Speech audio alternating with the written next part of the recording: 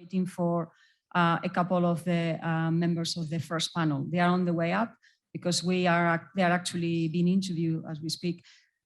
So just bear with us for 2 or 3 minutes, and thank you for your patience and for being here. Just 2 or 3 minutes. Thank you.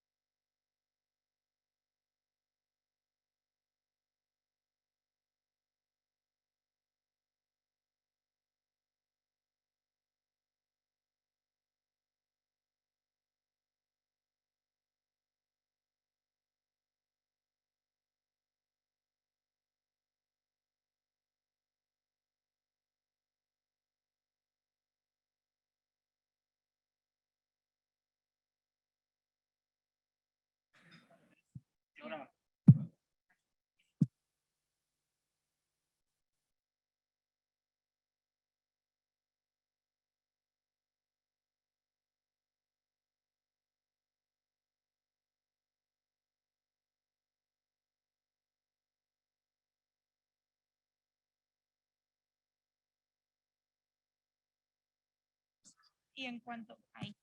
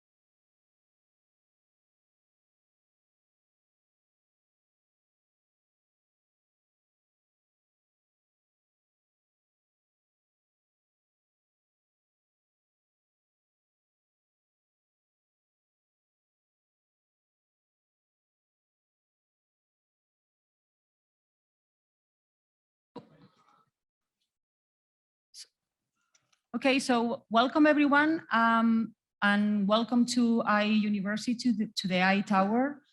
We are going to start the first meetup in Madrid of the Metaverse Summit. And we are going to, my name is Cristina Mateo, and I'm Vice Dean of IE School of Architecture and Design.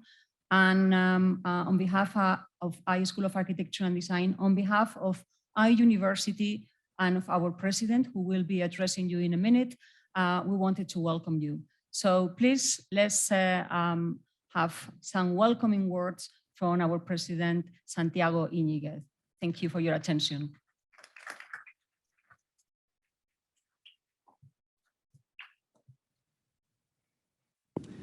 Hello and welcome to IE University. My name is Santiago Iñiguez and I'm the president of this institution.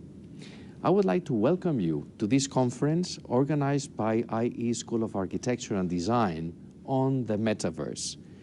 This is one of the hot topics today, and I would like to thank Dean Marta Thorne and Vice Dean Cristina Mateo for organizing this event. Of course, my thanks go also to all the speakers who will participate today. The Metaverse provides us with a very immersive virtual world that makes it possible to gather together and socialize, play, and of course, learn. The Metaverse has lots of advantages, and I'm sure that you're going to explore them during this session. But let me also suggest ways in order to supervise how the Metaverse can be used in the best possible ways. For example, we all realize that it doesn't provide the best transparency, and that people can actually hide behind the avatars and pretend things that they are not. At the same time, allow me also to mention some precedents at IE University that have been released and implemented before entering the Metaverse. IE University, for example, was one of the first universities 22 years ago to enter high-quality online programs and hybrid formats. This has put us, as a university, across all the different blended programs in the top ranks of higher education. Our blended online programs that combine the best of the two worlds are actually highly ranked by recruiters, by graduates, and of course, by the students. Let me also mention some other initiatives that IE University launched in the past. For example, we were also one of the first entrants in Second Life, which was an earlier version of the Metaverse. We then created a virtual auditorium in a virtual island, and I still recall attending sessions with some other avatars who were actually listening to the lessons of some of our professors. In fact, the big advantage of IE in combining technology and applying it into learning has been actually how we gather together all the different routines and make our faculty make out the best of these methodologies that rely on hybrid formats. So what I hope is that you enjoy the conference today. Again, my thanks to the organizers and the speakers. And of course, what I hope is that you enjoy this session here at the campus of IE University in Madrid. Thanks very much and enjoy.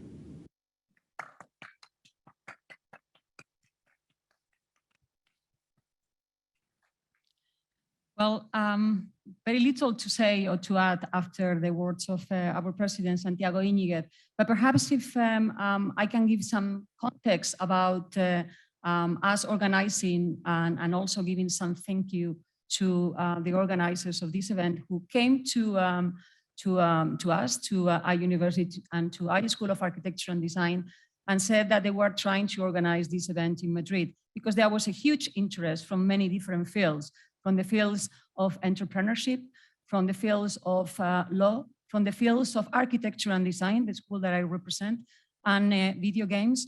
And with all these together and the three panels that they were organizing, we thought, well, yes, IE University is the perfect location, and Madrid has to be the place to organize this. So that's why we are all here, and that's why I'm glad that we are here face to face, not only in the Metaverse, as we are as well, and through Zoom. So we have three different environments at the same time, and this is a very exciting opportunity. The way we will organize the sessions will be through 3 panels. The first one will be about marketing and branding strategies. And we'll have 3 members of each panel and a moderator. So what we'll do is have half an hour for each panel and then a Q&A session so that you in the audience and those in the internet and in the metaverse can ask questions. So it's going to be quite fast and agile so that we can actually have a proper get together and interaction at the end.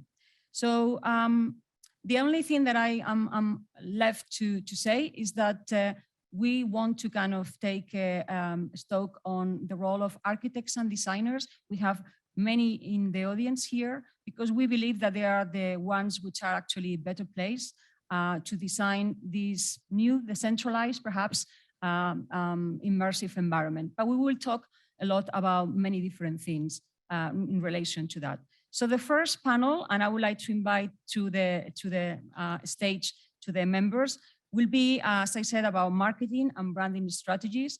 And I would like to invite Macarena Estevez. She is a partner at analytics at Deloitte, and she was also a top voice 2020 in LinkedIn. So please give her an applause. Macarena. And also, I would like to introduce Álvaro Antoñanzas, who is actually the co-founder and COO of Deusens. Welcoming applause for Álvaro. And also, third but not last, Emmanuel Justo. He's an awarded film director, a journalist, visual artist, crypto author, and author of the book, actually, Crypto Jungle, El Low Cost Llega a las Finanzas. I'm sure that you will tell us more about it at the end. And of course, big applause. And I would like to also invite and thank as well the organizers, Yingzi Yuan.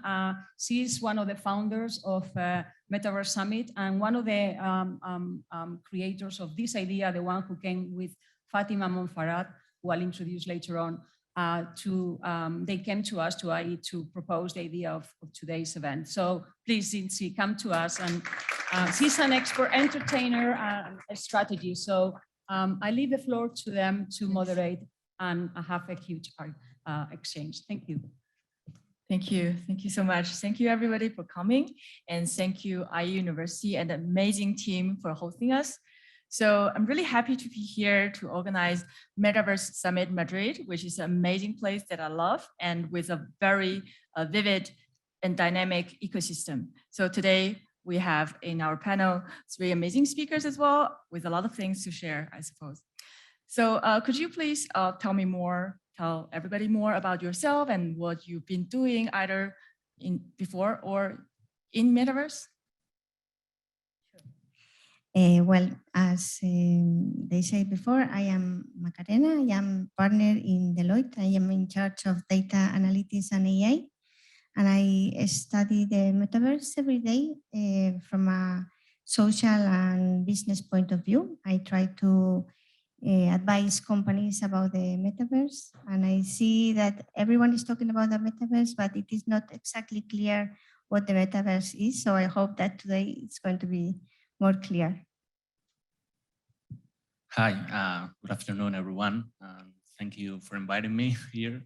I'm Álvaro, I'm the co-founder of Deusens, and I'm here from the development perspective of the metaverse. In Deusens, we've been developing virtual environments and virtual solutions in game engines since 2014. And when the pandemic came, we start development persistent worlds and all kind of virtual environments for events and these kind of things, which are like the background of what we are now calling the metaverse, I believe. Hi, I'm Emmanuel Justo. The people call me Scantfish. I'm a journalist, but I'm also a digital artist. I also make films, like documentary films, and I had a deep experience in the crypto world because I able to understand what is going on with this crypto world. That's why I wrote this book. It is called Crypto Jungle. For now, it's in Spanish and Italian. It's called Crypto Jungla, the first title. And I explain in this place, in this book, what is going on and why the crypto is growing as much as the first economy in the world in 2021. It grows more than, for example, Apple or Bitcoin is the sixth asset after more than Tesla on Facebook. There are reasons. Also, the metaverse is an effect of this trend of the crypto world. So I'm here and thank you for inviting me. Thank you for this great, huge place to explain it.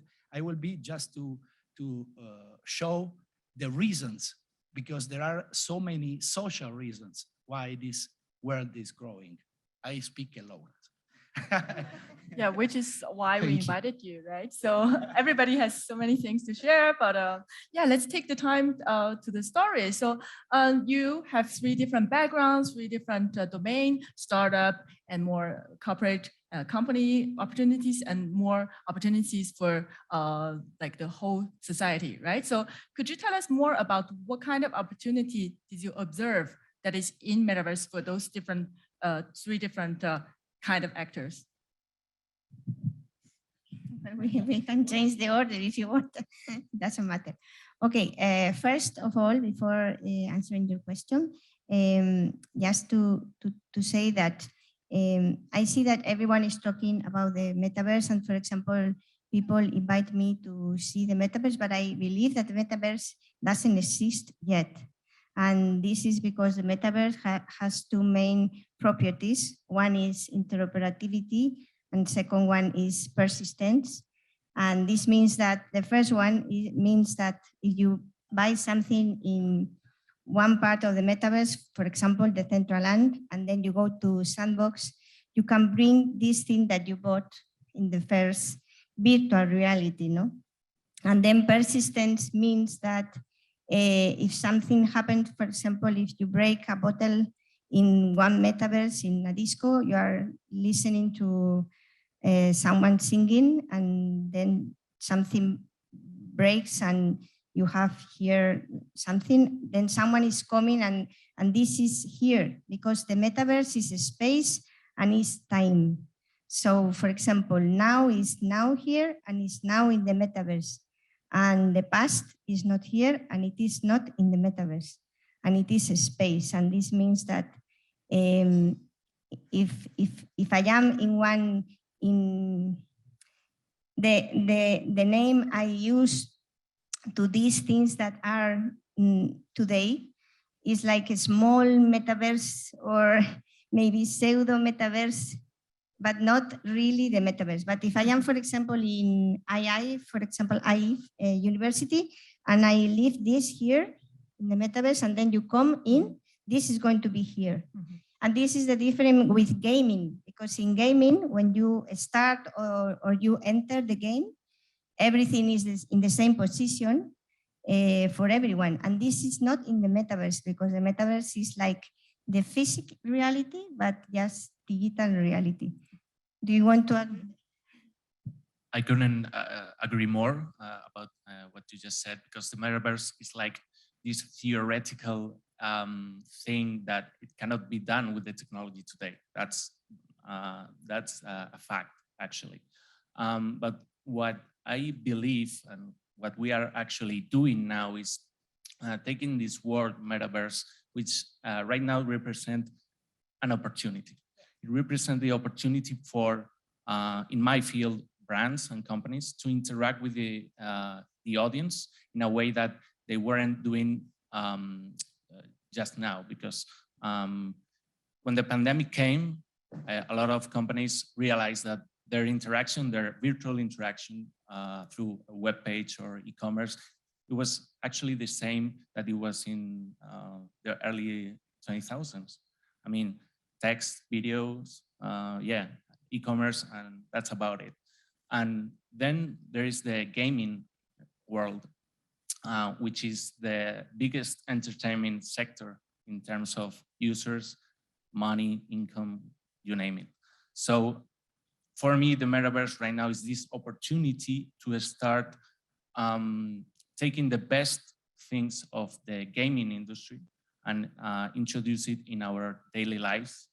And I think brands are really into this right now because, again, they realize that when the world stopped for the pandemic, how they could create a more deep interaction with their audience. They couldn't. They only have Zooms. They only have these kind of weird interactions that all the companies on the development side, we have to rush into it.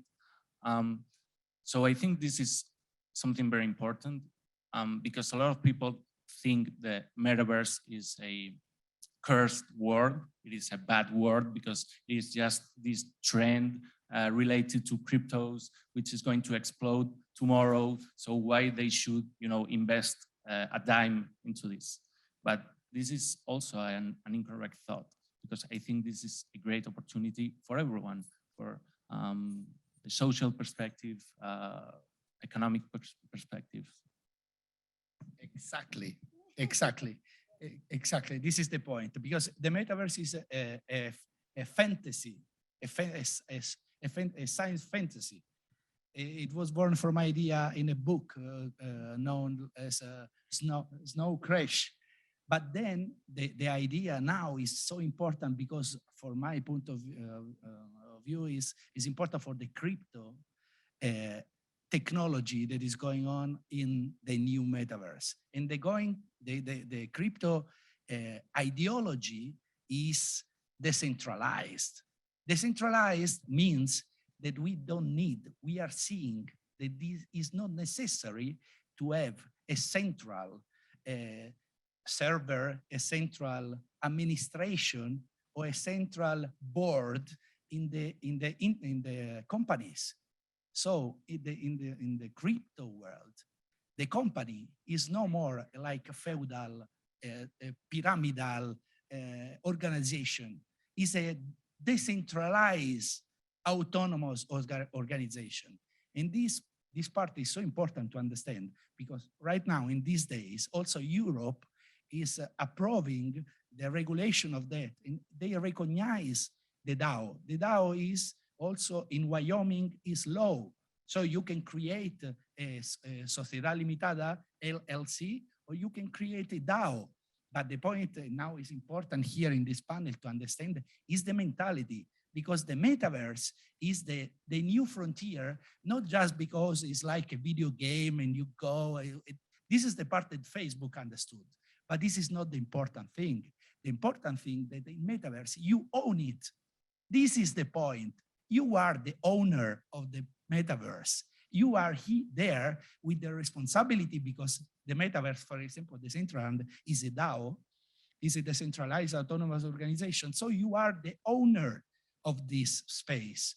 You are not a product like now. And I invite you to understand this point because this is the key point of our present and our future. We are in a situation where we are also expecting what dad or mom is saying. And dad or mom maybe is not a great character. They said, I protect you, I protect you. But in the new world, people would have the responsibility. So in crypto, I don't want to speak a lot about crypto, more about metaverse, but in crypto, you have your wallet and your money in your wallet. You know that. It's a common point. But what does it mean? That you don't need the intermediate of somebody who say that you have it. It's clear. This is the great point. So in the metaverse, people own the field, own the avatar, own, and also brands. A lot of brands are inside the metaverse right now. But the point of view is that this is a world where redistribution is the keyword. Redistribution. In the crypto world, the redistribution is the key. A redistribution is not just about monies, it's also responsibility. That's why all the people are, if you want to enter, for example, in my case, I want to make an exhibition of my art in the metaverse. So I have to construct it. I have to find an architect, a place where to do it. I'm a protagonist. I have not to wait some gallery that says yes, no, oh, no. I'm there to build something with other people because networking is so important. So I invite you to think about this world in another way. We are in a verticistic, hierarchic world, but now we are entering in another world where the meaning of responsibility is of everybody, also decision, because, and I close, because for example, in the central land, if you have the token of the central land, you can vote the future of the central land. Because DAO concept is that the people who has the token also vote for the future of the token of the project. And this is so important because you are protagonist, you say? Yes? Okay, thank you. Just to also to say something about brands, some time ago I was worried because I was thinking that the world was going globally, and it was day after day difficult to differentiate each brand from the other brands. No, but now the metaverse is a new big opportunity for brands. The other day I was giving a speech to McDonald's, and it was very funny because in a moment, one of the person that were listening to the speech, she said, well, you are going to go to the metaverse to McDonald's, but if you are hungry, you are going to ask for a hamburger, but you cannot eat this hamburger. And I say, well, let me tell you a couple of things. When mixed reality exists, it is going to be possible that you ask for a hamburger, then this hamburger comes to your home, then you are going to contact to enter the metaverse and to be with your friends, and maybe you can eat the hamburger. But what is more important is that, of course, you are going to ask for a digital hamburger in the metaverse, because the metaverse is about social experience. And today, myself, is for me difficult to understand, but because I was born in the 60s, but people that is going to born in 2030, for them, life is going to be absolutely different. And of course, you are going to eat McDonald's digitally just because you are there with your friends and you want to eat this Mac.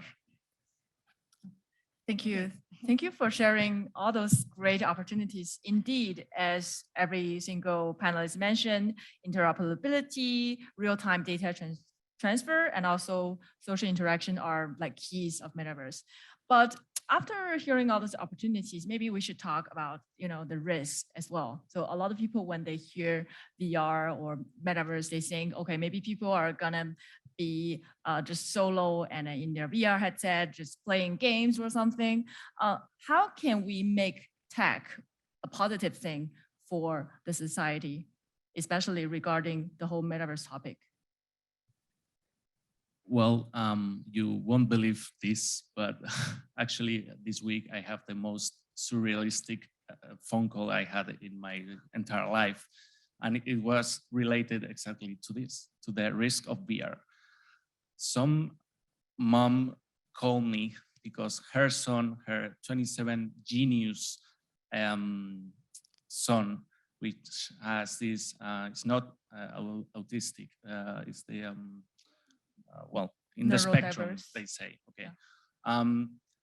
And the thing is that this person, which has avoid human contact his entire life, when he was 27 years old and the pandemic came, he was working and studying abroad. So he was alone in his flat, in his place, and he started interacting with VR. And he was completely hooked. And this mother was quite upset about this because this guy also is a genius. Apparently, he was like really top-notch scientist. Thing is, She told me that she was like very desperate about this and if I could help her. And the only thing I could say, because I'm not a psychologist or nothing like it, it was like, well, if your son, which has avoided human contact for 27 years, actually is in love with a person through an avatar in VR, maybe this is not such a bad thing, right? Because what is better for these people to avoid his feelings because he cannot interact with human eyes, because this is something really, really, really hard for these people. So I tell this mother, maybe this is not such a bad thing. Okay, this is obviously a very extreme case. Okay, but about the risk, we are going to have all these associations about, you know, isolation, people that it's not having human contact anymore, and yada yada yada. But I mean, things evolve, and the users are the ones that you know, get to the technology. I mean, this happens since forever. I mean, the technology is the enemy because it got the working people jobs and all these kind of things. This has been saying forever. And that's a complete lie. I mean, technology is there and the humans, the people is the one that uses the technology. So if you have this condition of, if you are very, you know, intense people, obviously they are going to exploit the technology and take them to some way that it's bad for these people, obviously. But this is not going to be the common thing. It's like gaming makes teenagers violent. This is, sorry, but this is bullshit. Okay. So it is the same thing. I mean, risk, obviously, yes, everything has risk in this life, but it is just the technology evolving and the society will evolve with it. And that's what I think about the risk, since I'm not a sociological person or whatever. Yeah, just want to add on a small point regarding the amazing story that you shared. So Metaverse Summit is also in contact with Association of Neurodiverse People. Neurodiversity meaning that either autism or ADHD, people like especially little kids who cannot actually put their whole attention on a thing for a very long time. So a lot of different products and games and virtual world and metaverse are actually designed for this neurodiverse community to actually train, for example, their attention and actually to communicate with everybody in the community in a safe and non-judgmental place. So that's also how we can leverage different technology to make the world a better place for everybody. Actually, is so interesting that part because, for example, in the book, I wrote about a personal experience in something that is called the Burning Man. I don't know if you know it. It's in the something going on in a desert of US in Nevada, and where you feel right, whatever you are. And this is the point, no? In this kind of world, everything could be very big, very huge, very interesting. Everything. Also, the more surrealistic project could be interesting in the crypto or in the metaverse. And this is what I say in my book, is the multiplication of values. In our society right now, it seems that if you product and if you sell is the only way to be success, to have success. Also, money pass through, for example, the banks, and the banks will give the money only to productivist projects. Metaverse and crypto world are growing without any foundation. It's just people that put the money in project that they believe in. And it means that it's growing all kind of project, all kind of people, all kind of whatever. So it could be very surrealistic. It seems very strange, is very difficult to understand. For me, it was very difficult to write this book to understand all this stuff. But when you understand the logic, it's so interesting because you can do what only fantasy can block you. And for example, I just come from the Avalanche Summit in Barcelona. There was an NFT of a piece of art in a gallery. They selected my piece of art. I met a so strange society there. And this is the risk part for me. It's very interesting and is an opportunity for everyone. That's why I invite you to, I say it always study and they misunderstand me, but to find information and to understand what is going on because it's very important for you. But the risk for me is that all this world is growing just with the mind of people that are programmers or engineers. Rational minds. There are no humanistic people there in the creation of all this environment. No, is a reflection of rational mind.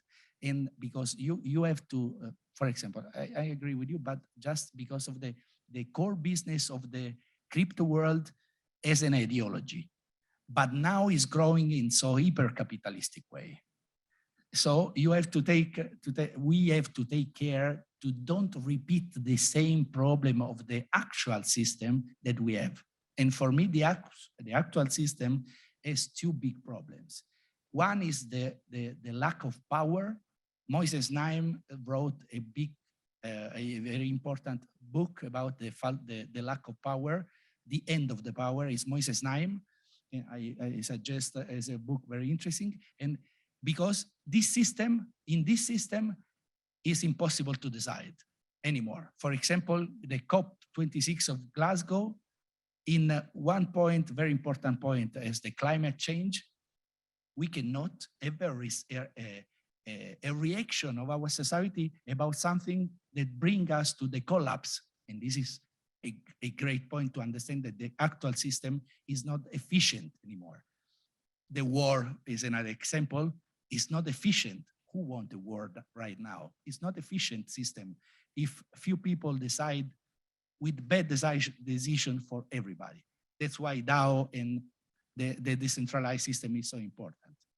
And the other problem is that in our productivist system, we have a lot of wasted energy, also human energy.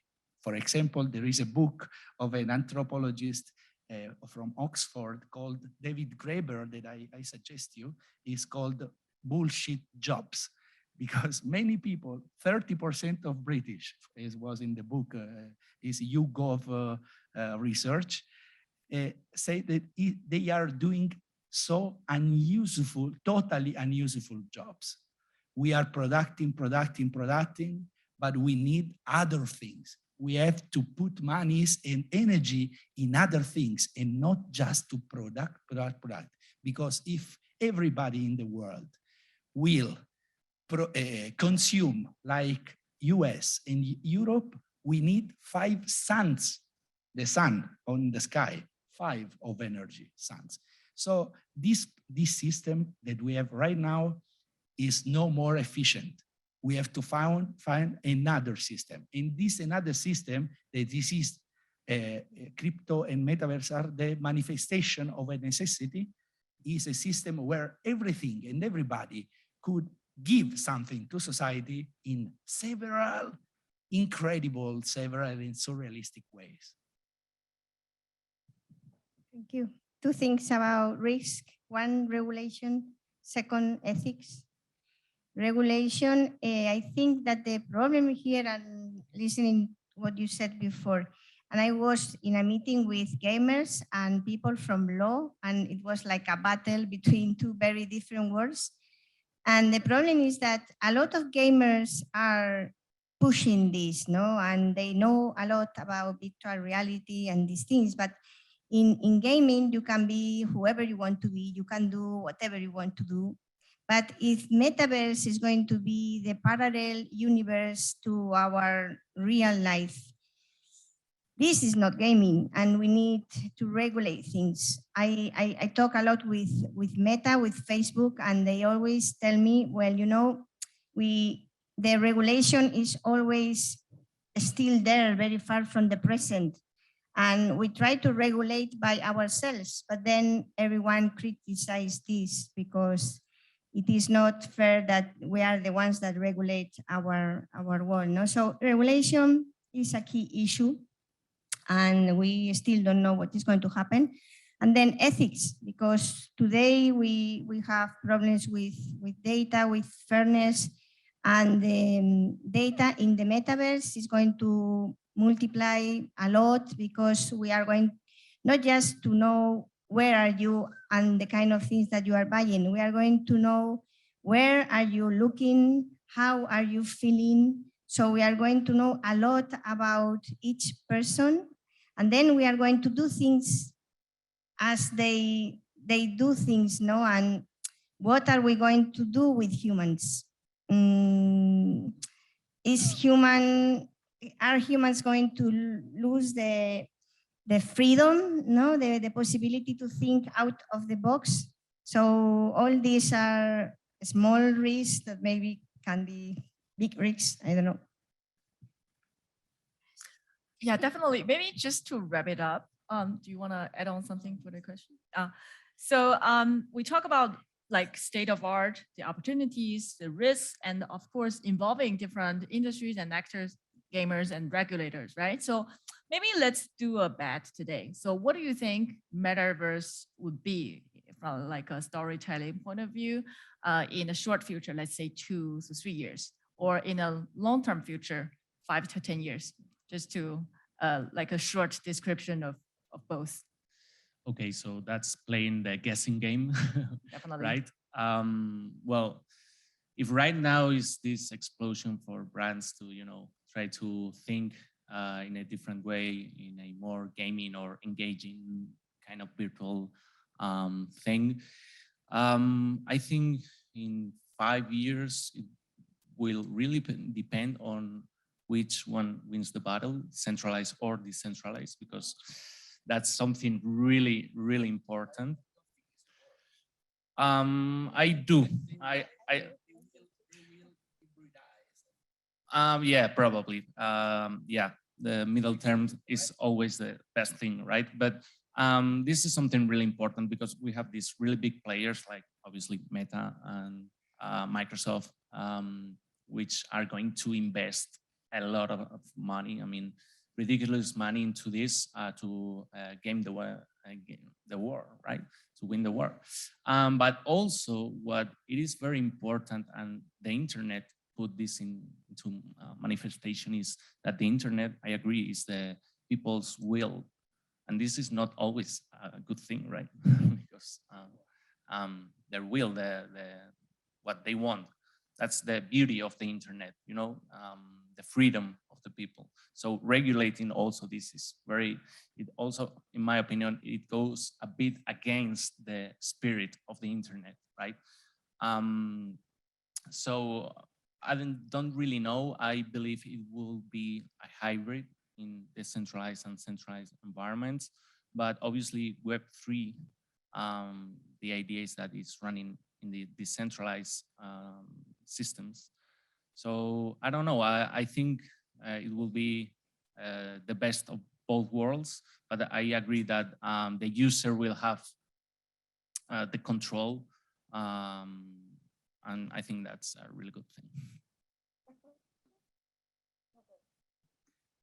Yeah, exactly. The point is the Web3 is on blockchain, and so is decentralized, and so this is our alternative. So I don't think there is a war.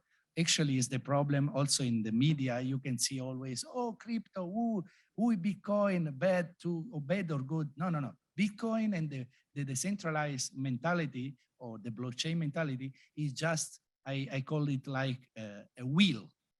If you invented the wheel, who is going to to just arrastrar, I don't know. Anyway, to take your baggage without the wheels. Nobody, everybody, also the banks are inside the crypto world, immediately inside the crypto world. Is something that works better. Also, if I have to see the future, also in parliament, in decision of our society, we will use a different scheme. Same people, same citizens, different organization, just because it's better, not because it's a war or somebody will win against you. No, it's just a better way because the system right now is not good. We have a pandemic of depression. The blockbuster drug is the Prozac. Why? The bullshit job is a reality. You know about the big quit. Why people are leaving the work? Just because they are crazy?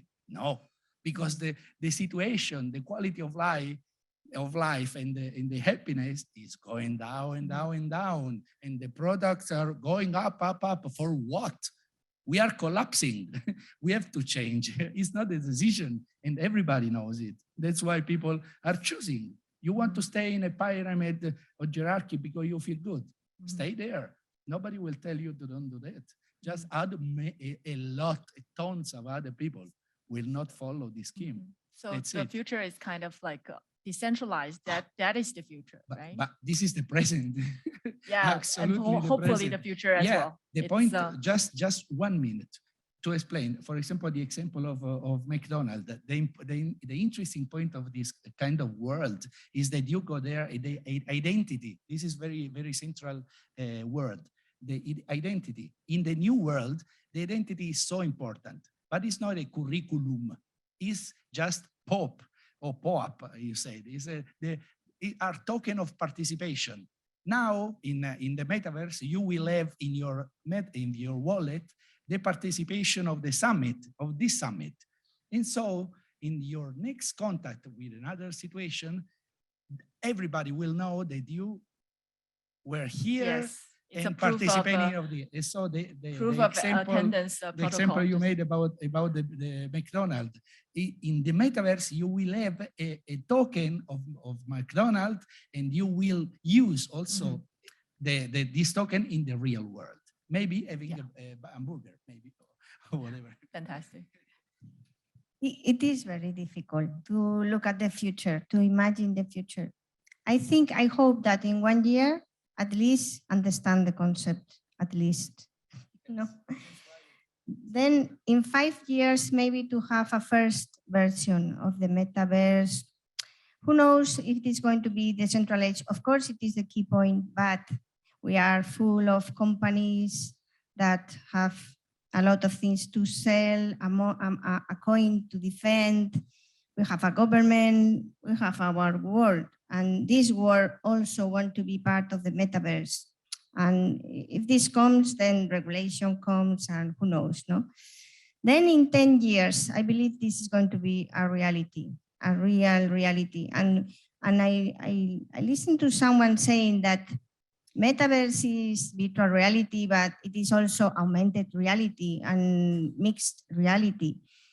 We are going to spend maybe an hour and a half in virtual reality. They say that it is actually, but they believe that this is going to be the same in some years.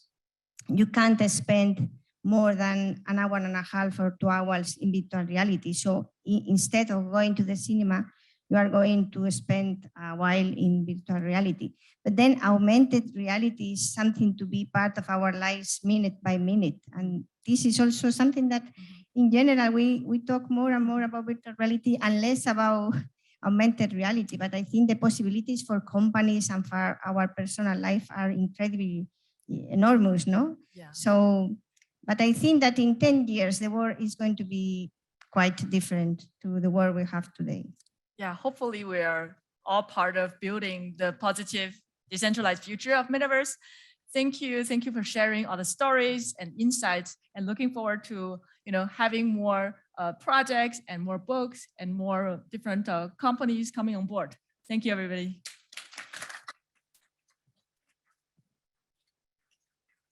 Questions? So before leaving, if anybody in the room has some questions for our amazing panelists, please there. In the middle.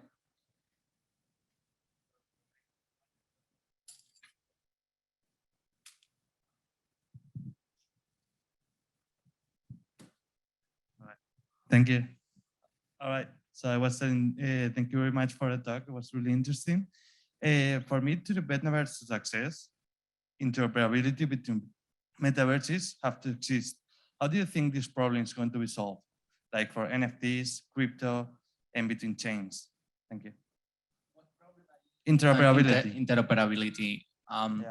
Well, this is something that is trying to be solved right now. I don't know if you know Ready Player Me. This is a really, really interesting concept, which is avatars like IDs based on blockchain. So the idea here is that you go through their environment, their blockchain. So you have your identity with this platform. So they, as a development company, create APIs to be integrated in the platforms that are out there. For example, they have an API for decentralized, they have an API for Sandbox, they will, I guess, have an API for Meta. What does this mean? That you, with your same identity, are going to be present with all your record in these different environments, because this is what actually the metaverse is. It's a expanded network of worlds. It's not just one world, it's a network of worlds. So right now, as far as I am concerned, this is the best thing I've come across to solve the problem of interoperability.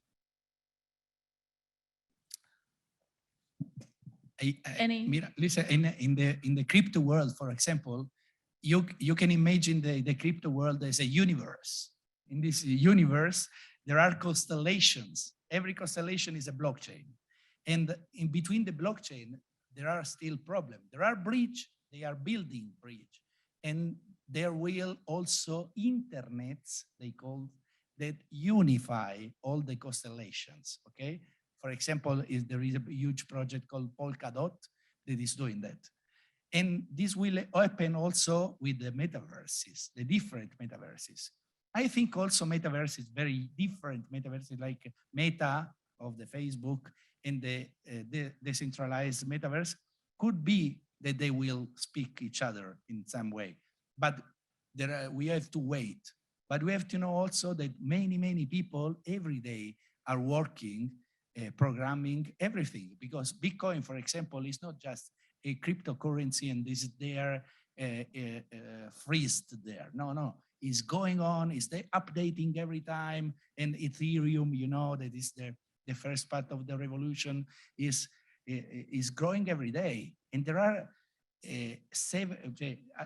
thousands and thousands of companies working for that. Because the point will be, you as a user, where do you buy the token? Where you will be? In which one? I feel that I want to spend my life in Meta. Okay, like now with the accounts, you know, I choose, and then I can live half-life there and half-life there, and pick something good in Meta, and have other experiences in the central land. You will choose.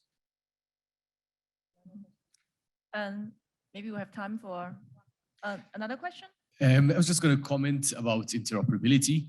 So interoperability is going to be a progression. So you'll slowly see more and more interoperability occurring. But about 5 or 6 years ago, a PhD researcher, Kim Nevelstein, actually solved interoperability between Minecraft and Doom. So you could go from Doom with your armor, walk into Minecraft, and inside Minecraft, you'll have leather armor. Then we look at the metaverse platforms. I like to call them metaverse platforms, Decentraland and the Sandbox. There are some grants with the Decentraland DAO that are focused on connecting Sandbox and Decentraland together. So once we see those two platforms together, I guess that's the first example of metaverse interoperability. and it could only just keep getting better slowly over time. One more question. Thank you. Very interesting. And I agree. And at the end, when interoperability will be all around everything, then we will have the real metaverse.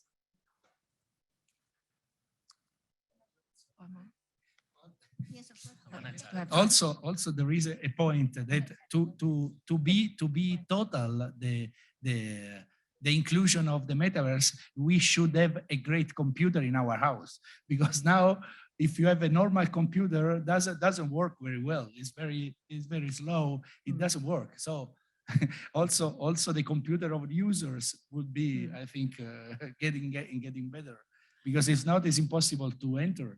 Yeah. The thing about metaverse is every single block needs a very long discussion. So unfortunately, we don't have that much time, but welcome to join our networking session afterwards to ask your question to the speaker as well. So yeah, thank you all the panelists, and thank you everybody for your attention as well. Welcome to our great moderator. Thank you.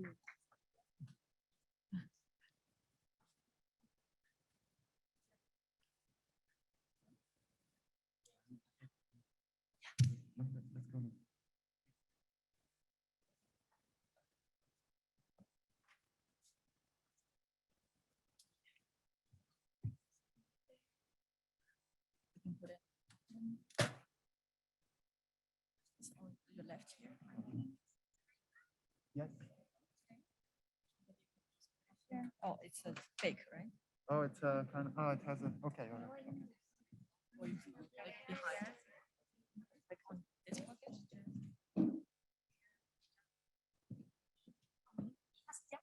No creo. What, we start in like Okay, 10 minutes, yeah. no? Now I shouldn't stop. I should stop shouting. Okay, so we are going to have second panel. Oh, The yeah, second panel is going to be about the future of gaming in the metaverse, and we have two panelists and a moderator. So I'm going to invite them to come here. I hope they haven't me, just like this. Is abandoning me from time to time. So I would like to ask Francisco Esquiviana to come here. I hope that he's around. Yes, excellent.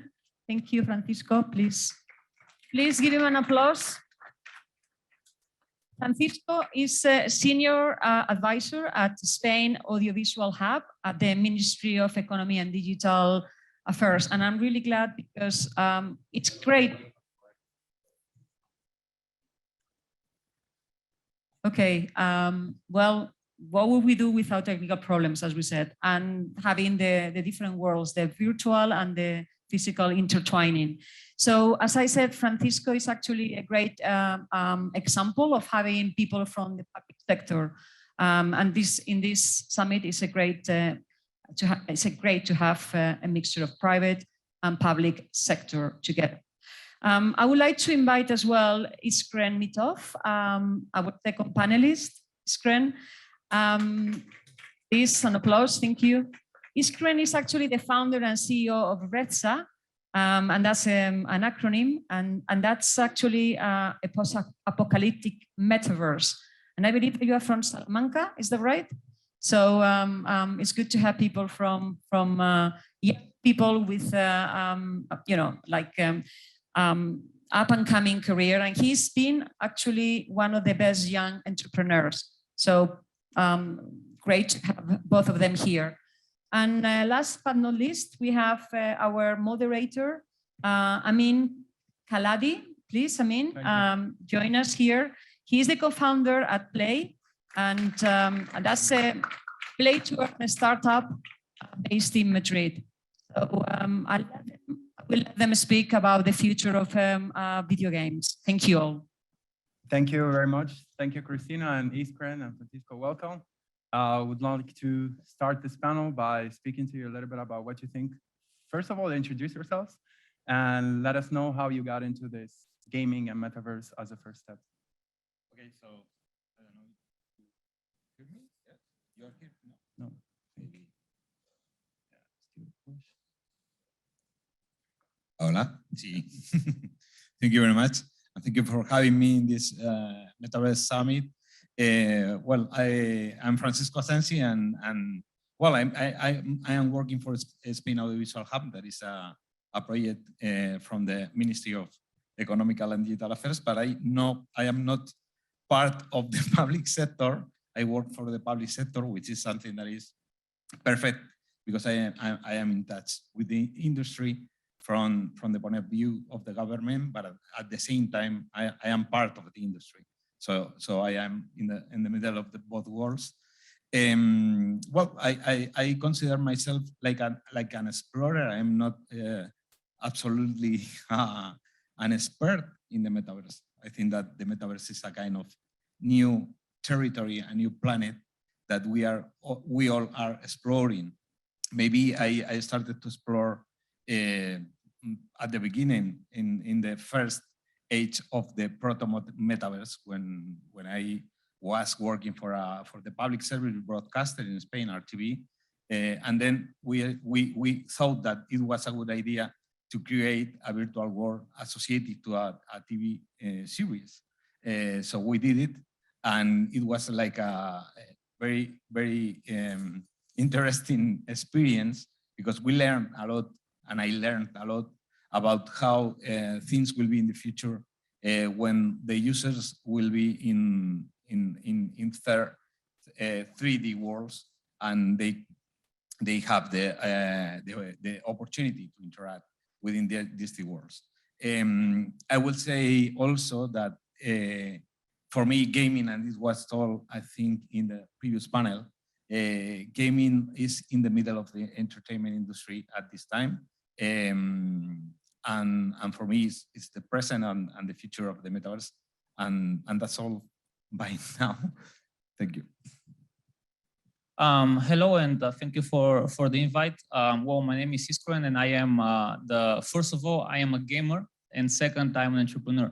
So I've been a gamer my whole life, right? And I started as an entrepreneur in the blockchain sector back in 2017 with a social network, actually, that was like used to earn with advertisement. And then back in September last year, I tried out like all of these play to earn projects that are out there. That most of them are actually click to earn and not play to earn. And like from the gamer perspective or the gamer point of view, what I found out is they are not interested at all to play. It's basically go into a website, click a button, and that's it, right? And you can earn something. But outside of the money point of view or the reward point of view, there is nothing interesting in those kind of games. And all of the incoming games in the near future are also kind of the same or have the same type of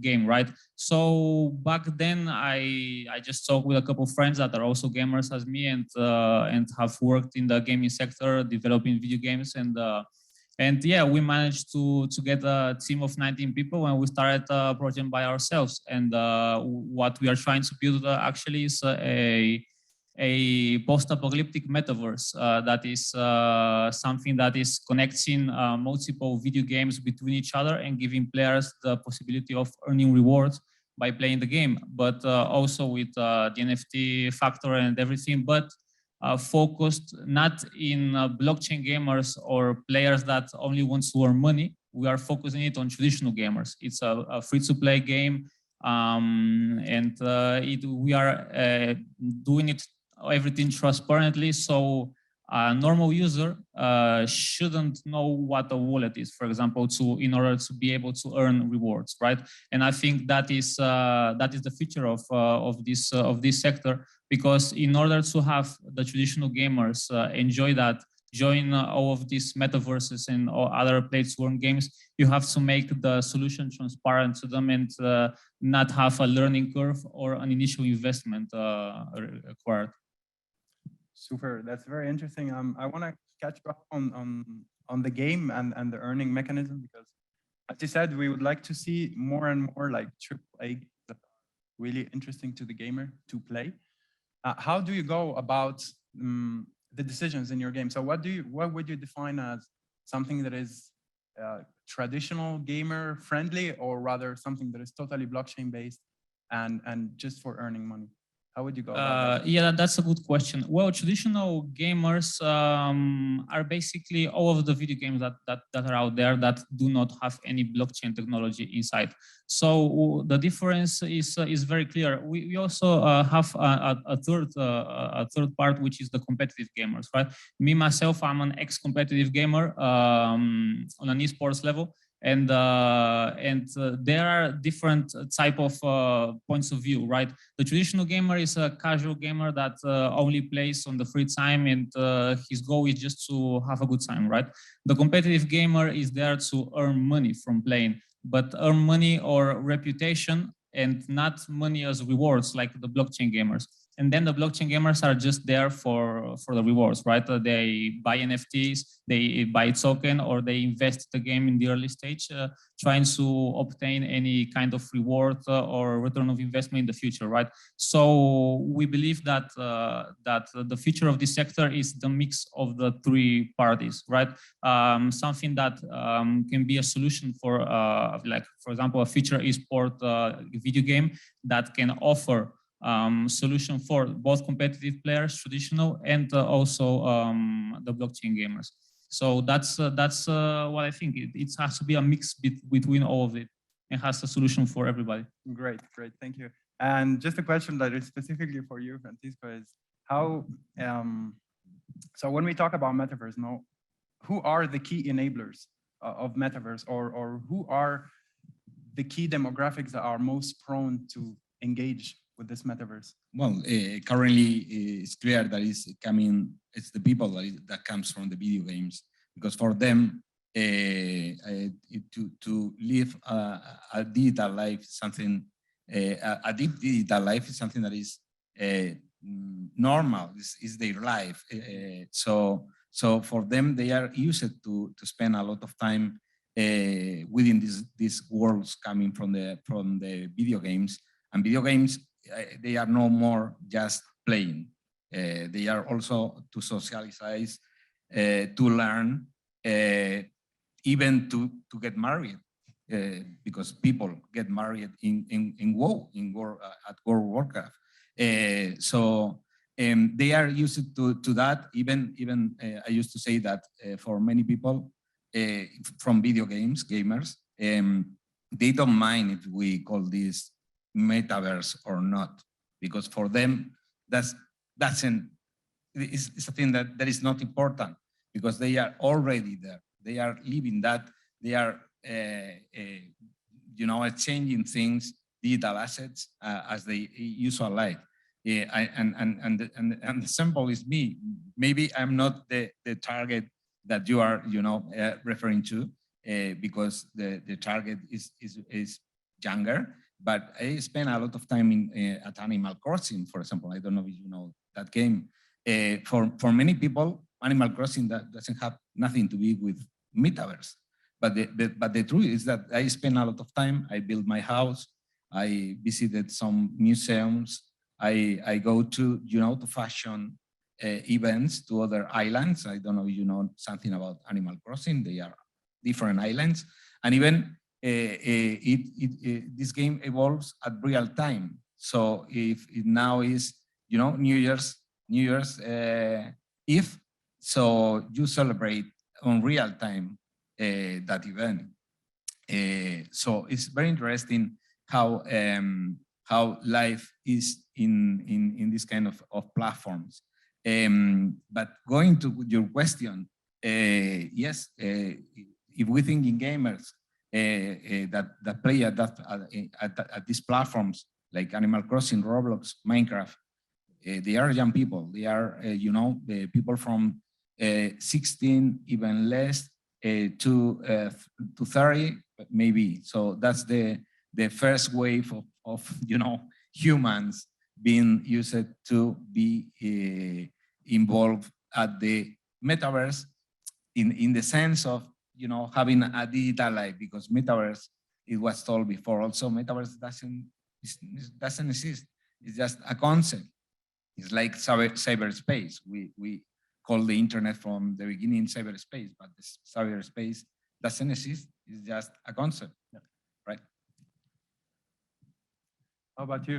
I would like to have your opinion on that. Like, since you are yourself a gamer, do you feel that? Like, do you feel that the fact that you're a gamer and you're interacting your whole life with 3D environments, maybe even you got to the point of interacting with VR, that makes you more prone to use the metaverse? I would say think just about Sandbox or Decentraland, for example. Yeah, basically what the goal of the metaverse is basically GTA roleplay. I don't know if anybody knows GTA, Grand Theft Auto, the game. There is an option that basically players just mod or put mods into the game that that allows them to basically personalize the experience and do whatever they want and have a job into the GTA and whatever. So basically you create your own character and you can be whoever you want to be. So GTA is a game from 2013. GTA Roleplay started a couple years after that, and it is basically a metaverse. And Minecraft also has roleplay, Rust, and many other games. And I think gamers do understand and do know what metaverse is, and they are really prone, myself as well, to use it. And I think it's a great idea. But I don't think virtual reality is there yet. I think, for example, I don't know in the United States, for example, but in Europe or at least in Spain, I don't know anybody that has a VR. Any of my friends has a VR. So I think it's not there yet. There's not that many people yet, and I think it is the future, yes, but still not there. I think maybe 5-10 years probably. It is either there or it's not there at all. So there's two options. But I think right now, currently, the best option is just to go for 3D game, basically like all of the games are currently, and just exploit this, use this type of technology for a metaverse. That's what I believe. Perfect. Yeah, and go ahead. Yes, I fully agree with you because we speak about a lot about VR. And VR is not the main thing in the metaverse. It's in the way, and in the future, things will be, more virtual than currently. But the truth is that if we think in a massive use of the metaverse, VR is a kind of, small thing because, as you say, many people doesn't own its own equipment.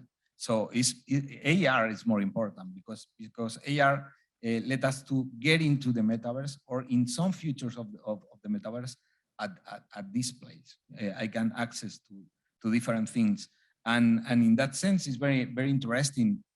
Also, all related to digital twins, for example, to scientific things that we can allocate in the reality in order to get for example, information about a new product, a new car, or a new kind of service that we want to test in the reality, but without not risk.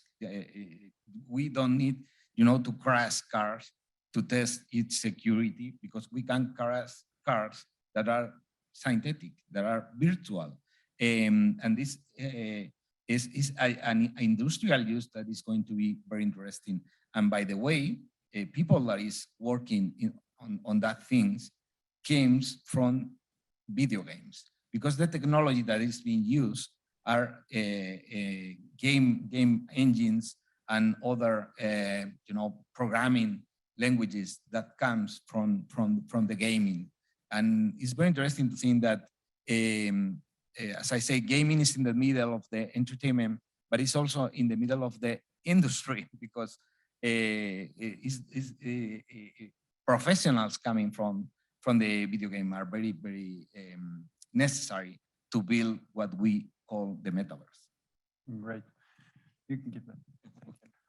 Yeah, okay, so I wanted to zoom out a little bit and go back to the main question, which is, what is the future of gaming, And we are talking about, from the previous panel, about decentralization and how important it is the concept of ownership. So as Emanuele was saying, when you're in Decentraland, you actually own a piece of the project. Everything from a collectible to a hat to an accessory is something that is in your wallet. So how does that affect the future of gaming?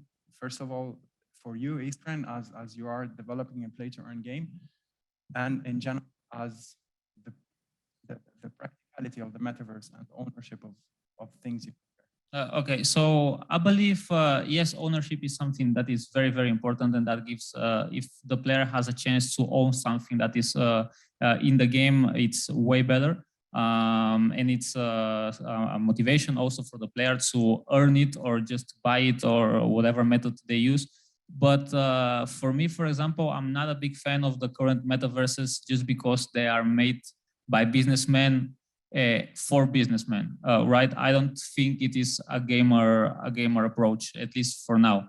I'm saying that as a gamer myself, but for example, there are other projects, also Spanish project like Outer Ring, for example, or ourselves at RES, that we are building actually a product for gamers, by gamers, for gamers. It's different approach, I believe.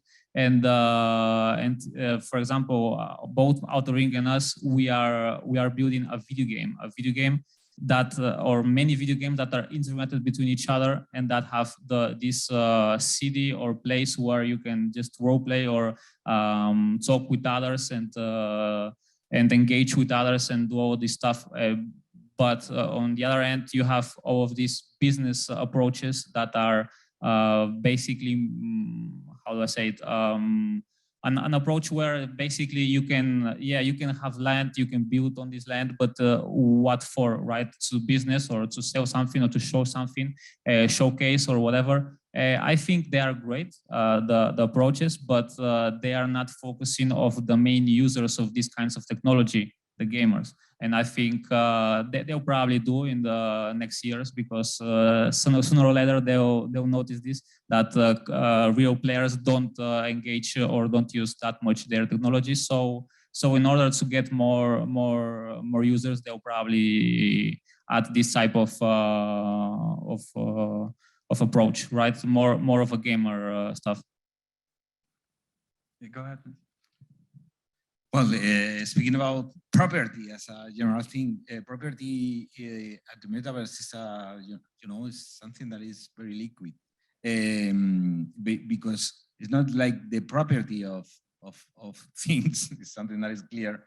But what I mean is that well, we have those NFTs that is a kind of to use the concept of ownership in a different way, but really is a kind of, I will say, value, something that I can exchange during some time because it's not forever. At the end of the day, at the end of the day, everything that is digital depends on the technology and on the platform. And the owner of the platform is really the owner of everything. So that's not different from my point of view in the metaverse.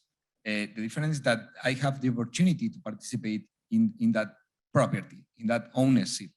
And even I can create new things, new designs, buildings, everything, where there are a kind of right on that, as if I,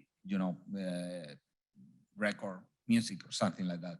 But the truth is that these new considerations about property and IPs and ownership are still to be written, because the law is not so flexible today to understand or to get into the regulation what that means when we call about this kind of properties or even participative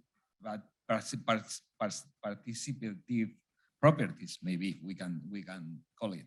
It's something that remind me the beginning of the open source and these kind of things where people collaborate to create new software, and no one was the owner of that. It was the community.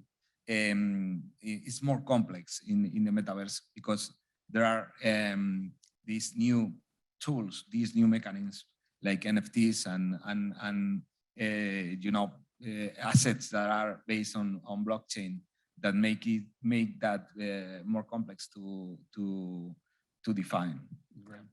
And I have one last question for you guys. That's the truth. So is the future of gaming decentralized or centralized, a hybrid? based on tokens? Does it have to be play to earn? Does it not have to be play to earn? I highly believe that yes. In the near future, I believe like in 3 years max, there is going to be a revolution in gaming, right? Because as a gamer, if like I like to spend money in games, right? Because I'm a gamer, I like to have a better skin than the others or look more exclusive or whatever. But to be honest, if I have the chance of earning rewards by playing the game that I love to play, I would rather be playing the whole day this game. If of course the reward is enough, I'll even quit my job.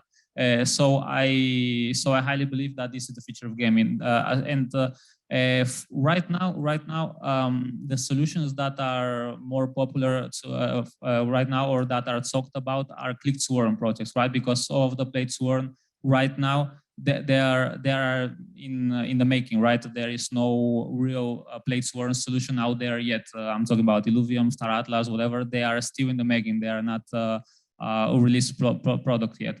And all the released products are actually not real games, right? And that is there is so much hate by the gamer community into the blockchain technology, right? Because you cannot tell me or sell me that what you have is a game, and when I enter to play, you make me pay at least 100 or whatever it is, and then I just have to click a button. That's not a game, and that's not enjoyable. And real gamers are not gamers because of the money. They are gamers because they enjoy. And that is why I believe there is going to be in the near future not one, but many play to earn projects that are going to succeed. And once they do, all of the people that enter these games just because they see or find the game as funny or entertainment, they are going to realize that they can also earn money because of the blockchain technology, the tokenomics, the token and everything, the NFTs. And that is when people are going to realize the real use of this technology, right? Not now when all the projects are basically, I don't have anything, but I sell you this NFT that in the future is going to be 10 times higher the price, or I sell you this token and they don't have a product. Right now, it's not a good approach, and what companies are doing is basically going for the money in the early stages. They are not building a real product, and that is why I believe some play to earn projects are going to create a revolution in the gaming industry, and it is going to be decentralized, but not fully. They are going to be fully decentralized organizations, yes, but all of these traditional gaming companies that are going to either sell NFT collections at NFT, at token into their platform game or whatever, but they won't be fully decentralized, at least the traditional ones. But they'll start migrating because, for example, many games like Fortnite, for example, the skins of Fortnite could be NFTs perfectly. And this applies to many other games, FIFA, NBA, whatever game it is. They could be selling NFTs and not in-game assets, for example. And yeah, I think that's the feature of gaming. Yes, I fully agree. Rewards are part of the game, and even not just for playing. Rewards are important, for example, in Twitch, just for watching others play. So if you want, a kind of drop in a new game, you watch the number of hours necessary to get the drop. So rewards are part completely of the future of gaming, and not only in gaming. Rewards are going to be important to watch TV, for example. There are people speaking about watch to earn. That is the model of Twitch. Watch to get rewards. But it's also about centralization and decentralization. We don't really know, because internet at the beginning was decentralized also, and now is managed by central companies or big companies. So the market at the end of the day rules. So although the idea, in ideal world, in ideal meta world, everything is going to be decentralized. Maybe it's not going to be like that. maybe some companies are going to dominate the field. So I think that we can think about in a world where there are centralized worlds, but with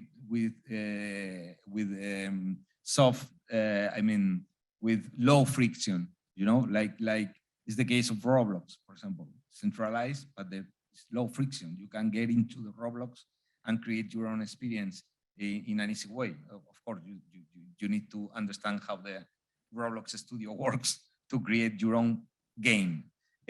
So I think that is going to be in that way, but it's going to be more important. For example, VR. Now we say VR is like a small thing, but in the future it's going to be important. So immersion in the video game industry is going to be more and more important next years. Thank you. Thank you. Thank you guys very, very much. And if you have any question from the public, it's about time. Yeah. Go ahead. What, Mike, here in the front, second line.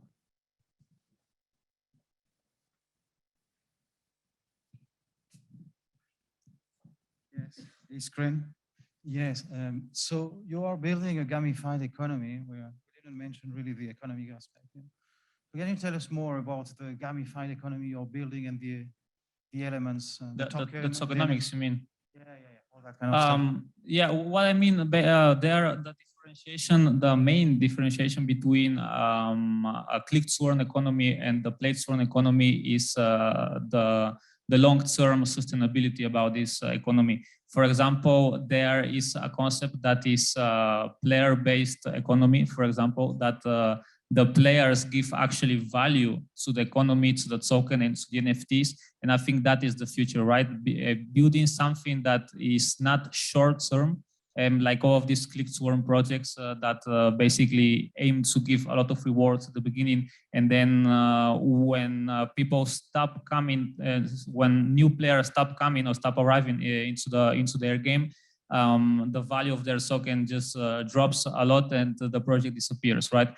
And I think the future is in building a sustainable economy that is built for the long term, right? Where all of the rewards, all of the public sale allocations, and also even the team allocation, they have to be unlocked in a long period, right?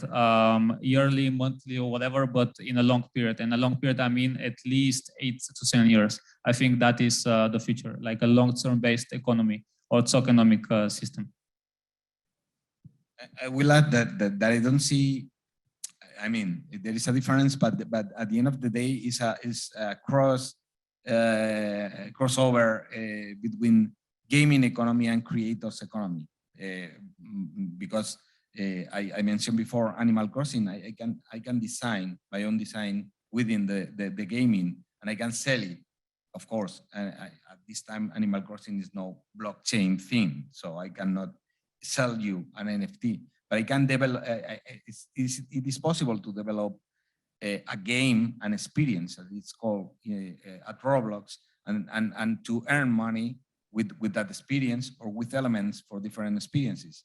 The last year, according to the Roblox numbers, they give 328 million to gamers, to people developing gaming. So that's part also of the gaming economy and the future of the gaming economy. Any other question? Yeah, you have one there.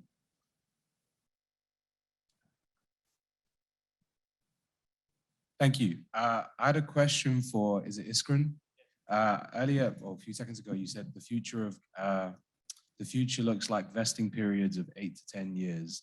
Accepting that this is, an El Dorado, do you think investors would realistically wait 8 to 10 years to see their money back? When, now, within sort of like max 2 years, they can automatically do like 20, 30 X's. Yeah, I wasn't talking about vesting period, and also it depends, right? I'm talking about unlocking the token. For example, many projects unlock all of the public allocation token at the start of the public sale, right? You can sell, for example, 20 million tokens in May this year, for example. While you can do is just sell 1 million per month during whatever time it is, right? 20 months.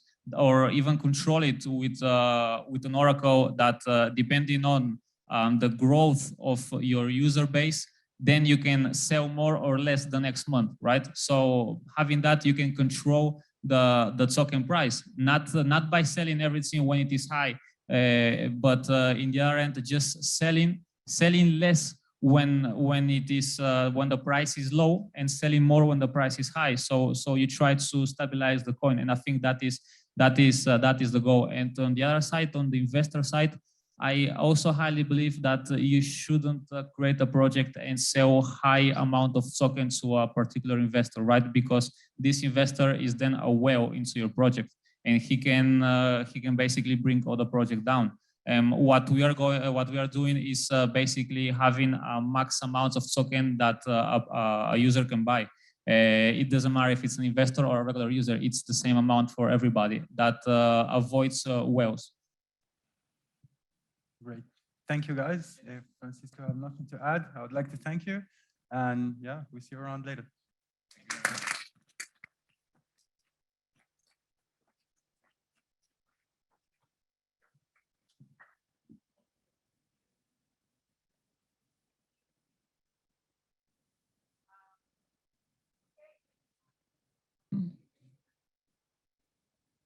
I don't know, you can hear me? Yes, I can hear that you can hear me. So we are going to start with panel 3, which is about entrepreneurship. And I think that so far we've already heard some examples of entrepreneurship. So, but this is going to be specifically addressed. So I would like to invite to the stage to 3 people. Adonis Zakariades, please, Adonis. Co-founder and COO of Renova. Applause. Thank you, Adonis. And also, I would like to also invite Luca Arrigo. I don't know if we have Luca here. Yes. We already made very good questions already. So, a co-founder at Metaverse Architects. And also we have also Joy Katarina Locke-Schierning. Thank you. And it's great to see also a woman in the panel, because one of the things that people were telling me at the beginning is that, whoa, the number of male versus female is quite unbalanced. So it's great that we have a bit of an equilibrium. And just to top up that equilibrium and balance, we are going to have our moderator, Fatima Monfarat, who is actually an architect, and also she's here, I believe. Fatima? Oh, yes. Okay. She's also founder and chief metaverse architect at Spaces, and she's one of the persons who actually suggested to have this event. So I'm really glad that they're all here. So big applause for all of them. Thank you. Thank you. Oh, okay. Sorry, I'm told that I'm missing one more person to have the balance.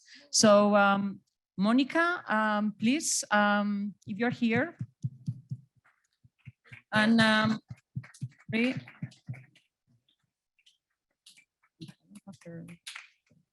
so Monica, maybe you can tell us, because I'm sorry, the balance is wrong on my side. And tell us directly your role and what did you do? Yeah, I was the last edition, so it's okay. I'm the former director of operations at Aragon One, which is a DAO platform. And right now I'm executive coach to some Web3 entrepreneurs. And I'm also contributing to Status, which is a decentralized app for messaging. Excellent balance. So great. Have a good one. Thank you. Thank you. Thank you, everyone, and thank you to the speakers for coming. I'm really excited to have this very balanced panel here. Thank you. I wanted to start with asking you all to explain a little bit about your journey and what brought you to the metaverse. Do you want to start with, like, explaining to us and telling us the journey you took to come to the metaverse and practice within the metaverse? Yeah, so absolutely. My name is Joy, and yeah, I'm so grateful to be here today. It's just been fascinating listening to everybody speak from the different perspectives that they are able to share from the experiences that we're acquiring in a completely new space, which is about to have its run. And it's just really great to be a part of the early adopters here, to be here for the opportunity, right? I mean, in the end, that's why I would say we're probably all here, is to hear about how we can learn, as well as, hopefully all find a way to monetize in the Web3 space, because literally anybody can. It just requires attention and time, of course, to invest in learning about this new space, because it's very fast paced.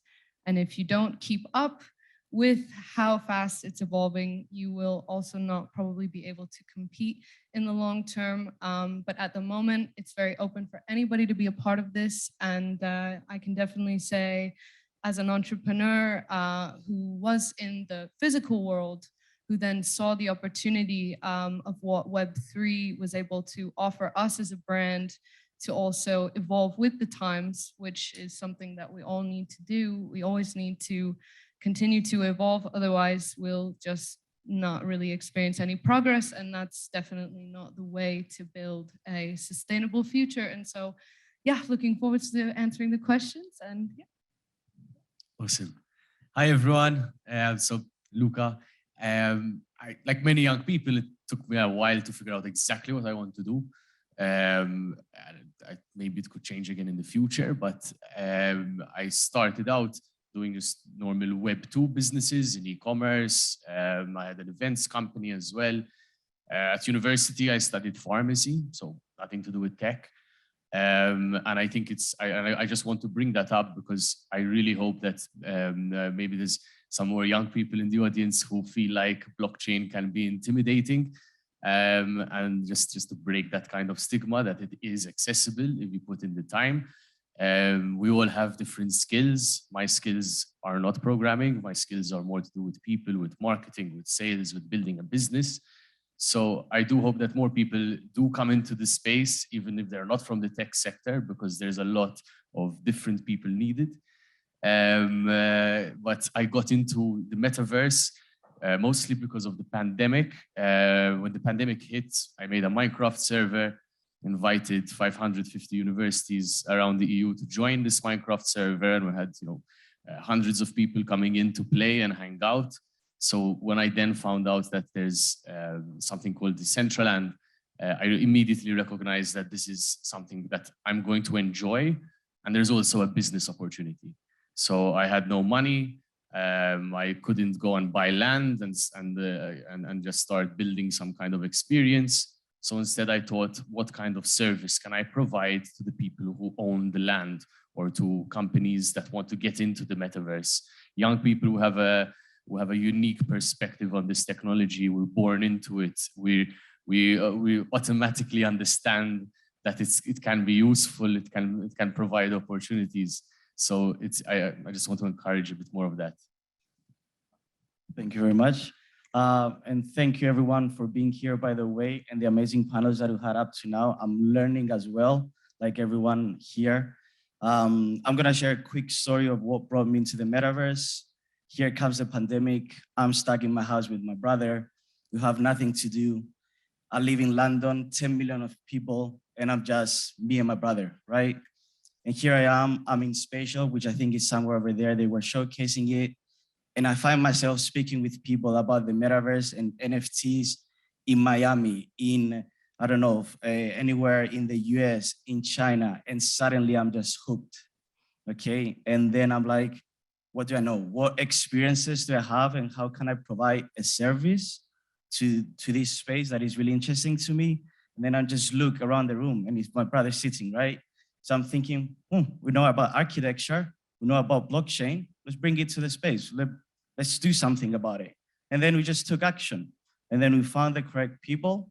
And that's how it started Renovi. It's just pure passion and to meet and connect with people. Well, in my case, I've been contributing to Ethereum since 2017. And I gotta say that the metaverse and the concept of Web3 was very different back then. You didn't really have the assurance that it was gonna stay, and you didn't really have any resources. And in my case, I'm neither a developer or a community manager. We was like the two types of roles that were actually very relevant in that moment. So I found a little bit my niche in contributing in things like Lucas said, just like operations, business, and actually structuring the projects that those researchers, developers, and community managers were building.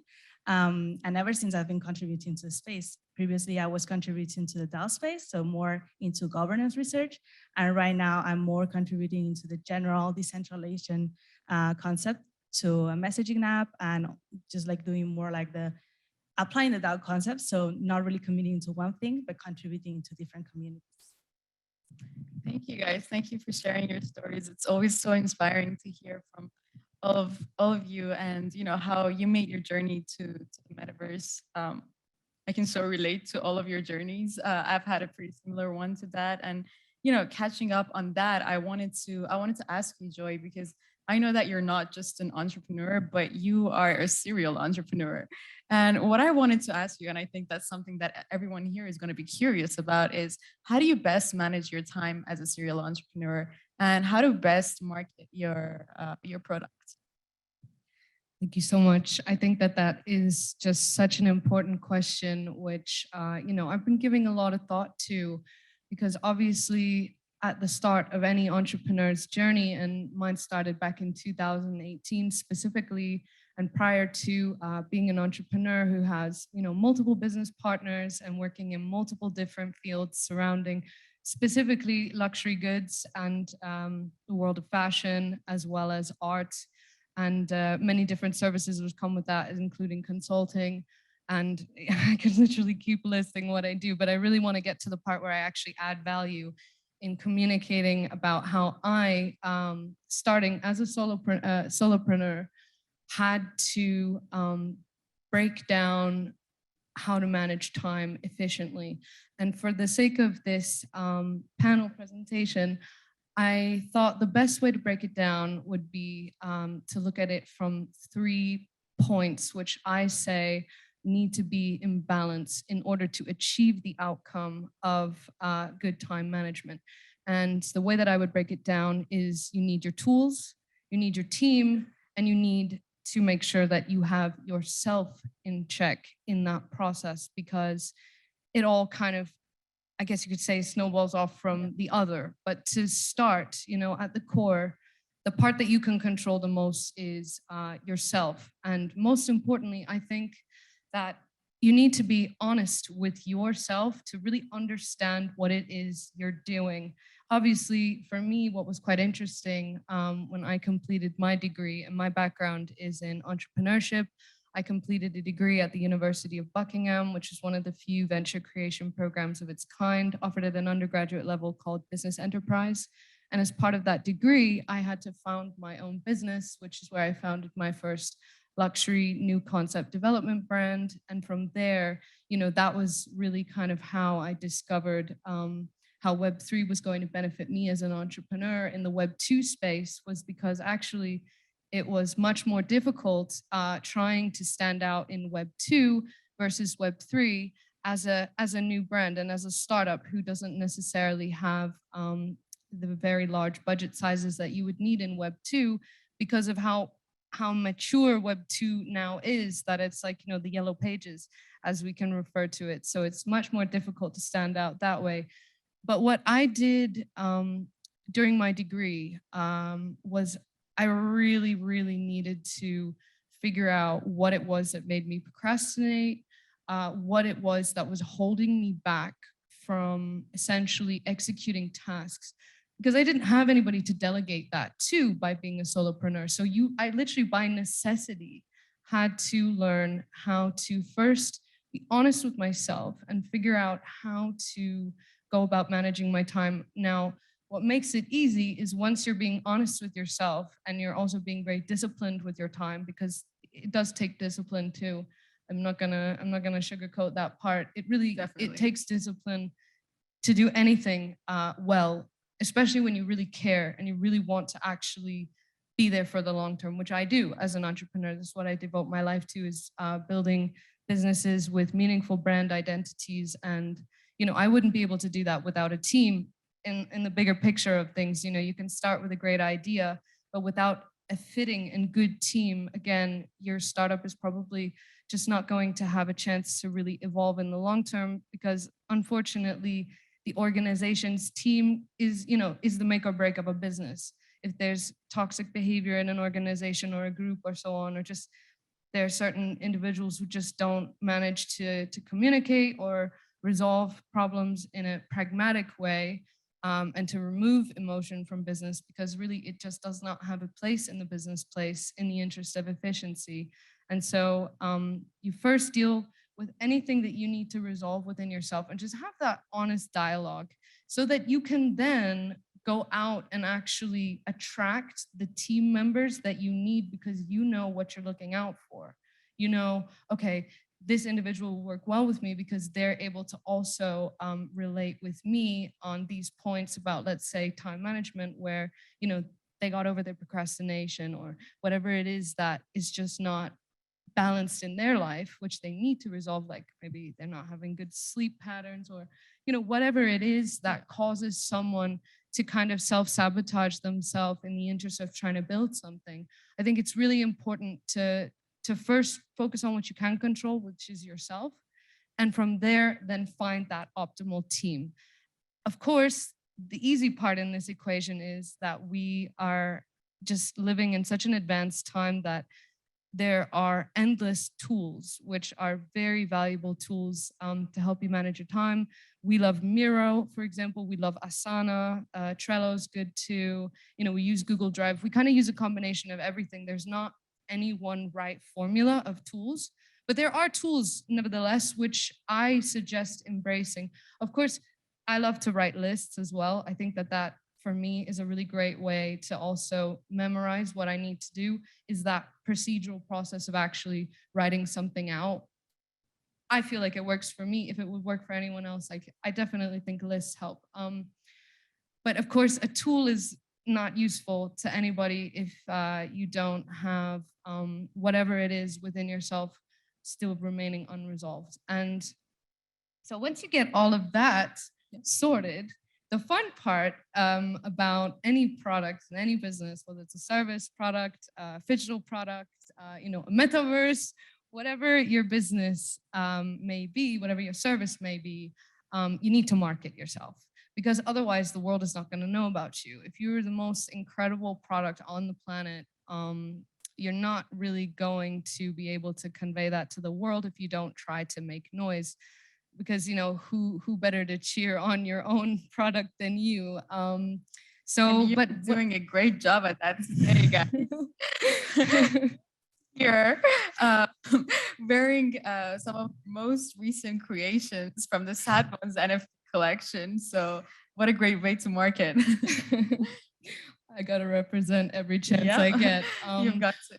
But I have to say, I think that this is really important for the Web3 space, especially, and literally anybody who is just serious about building a business.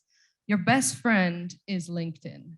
LinkedIn is probably the most important app right now that everybody really just needs to, again, that procrastination moment that people have, oh, I'll just do it tomorrow. Oh, the CV, oh no.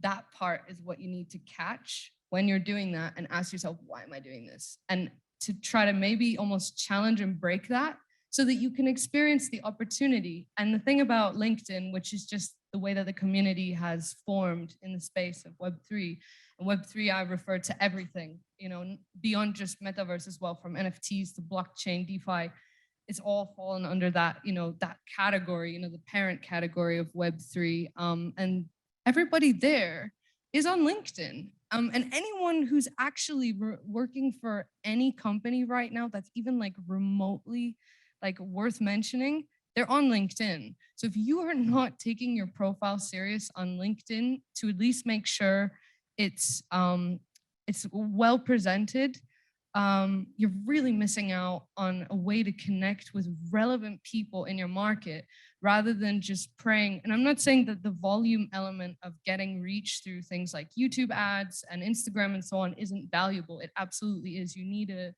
a hybrid model which takes all of these different tools into account. And it's just an order qualifier in this picture. You need to be online. You need a social presence. It's the way that our world has been basically built now. So again, also the bit about saying, oh, social media and oh, I don't want to do it and trying to delegate it to someone else. No one's ever going to do something as efficient as you could do it. And as an entrepreneur, you know, I wear every single hat that I need to wear, and I'm pretty much wearing all of them at the same time. And I feel like embracing opportunity and just desensitizing to all that it is that holds you back is just the most important part in monetizing this space now, because it's moving fast, but the opportunities are completely there. It's totally open, but LinkedIn is your best friend, and go connect with everyone in the space. Web3 is a very open, accepting, embracing space. You know, it's not, you know, the knife being stabbed in the back kind of vibes. Everybody really wants to cross collaborate, because that's essentially how we build the metaverse and we build the future, is by pooling all of our skills together and finding a way to build that perfect team. But you know, yeah, it starts with you. So I hope that whatever I have said might help someone on their journey. I can only recommend. And so thank you very much once more for having me. You want to say it? You go for it. One of our favorite quotes in this space. And it's very important to just think about it this way, because it's true. Your network is your net worth. Who you know and who you are connected to, who can help you build whatever it is you want to build, is quintessential in anything. So connect with people, network, you know, connect with strangers on LinkedIn. The cool thing about LinkedIn is it's professional. So it's like there is that layer of kind of a barrier almost that a lot of the trolls per se that you might find in the Wild West of Instagram, where you just get everybody and anybody from all wakes of life are there. LinkedIn is a little bit different, because, you know, that is kind of the place where people want to go and be professional and connect with professionals. So absolutely go on LinkedIn, connect with all the speakers at this event, because we all want to connect with you. And so, yeah, thank you so much, everyone. Thank you, Joy. It's always listening to you, and I love saying that every time. To speak to you because one of the things you said that was so inspiring is actually like breaking down the blockchain and, you know, not making it the scary thing that we're always facing, right? So I wanted to ask you about that, about the struggles you have as an entrepreneur and tackling the blockchain and weathering the storm in the industry as well. So maybe you could share a bit about your journey on that and your experience on these topics. Okay, so like one thing I'd like to mention is when you're looking at blockchain technology, it's not perfect. Sometimes it's slow, sometimes things don't work as you want them to, but it's because the tech is developing. So when you're developing something new, you're obviously starting with, let's make something useful, and then we'll make it pretty later. And I think that kind of mindset is important, even if you're going to start your own project. I personally follow a framework which is called bootstrapping. And when you bootstrap a company, you're basically starting a business without attempting to raise any kind of outside funds. You're just making do with what you have available. And I think that using that this it helps you to break down a number of barriers, such as going to LinkedIn and connecting with the right people.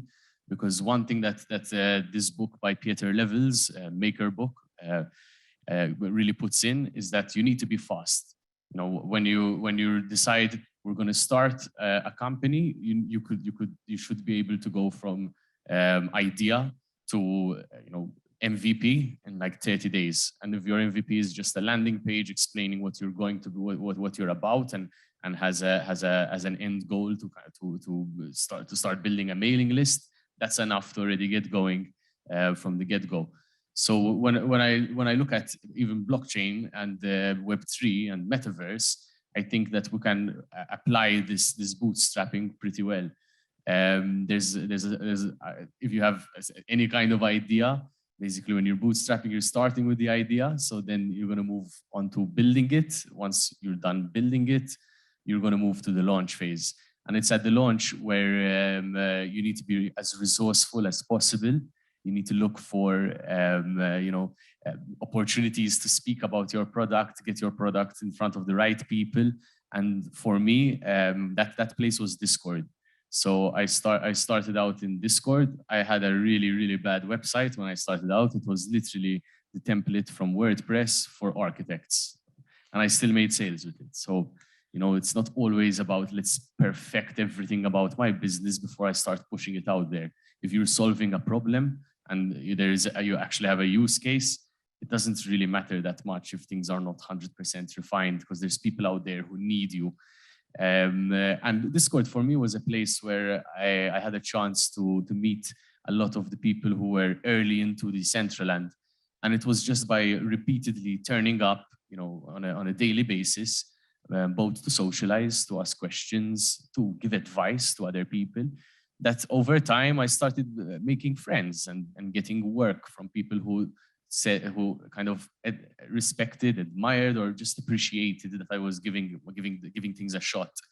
And then just one thing leads to another. You make sure that you're doing good with everybody that you're meeting along the way.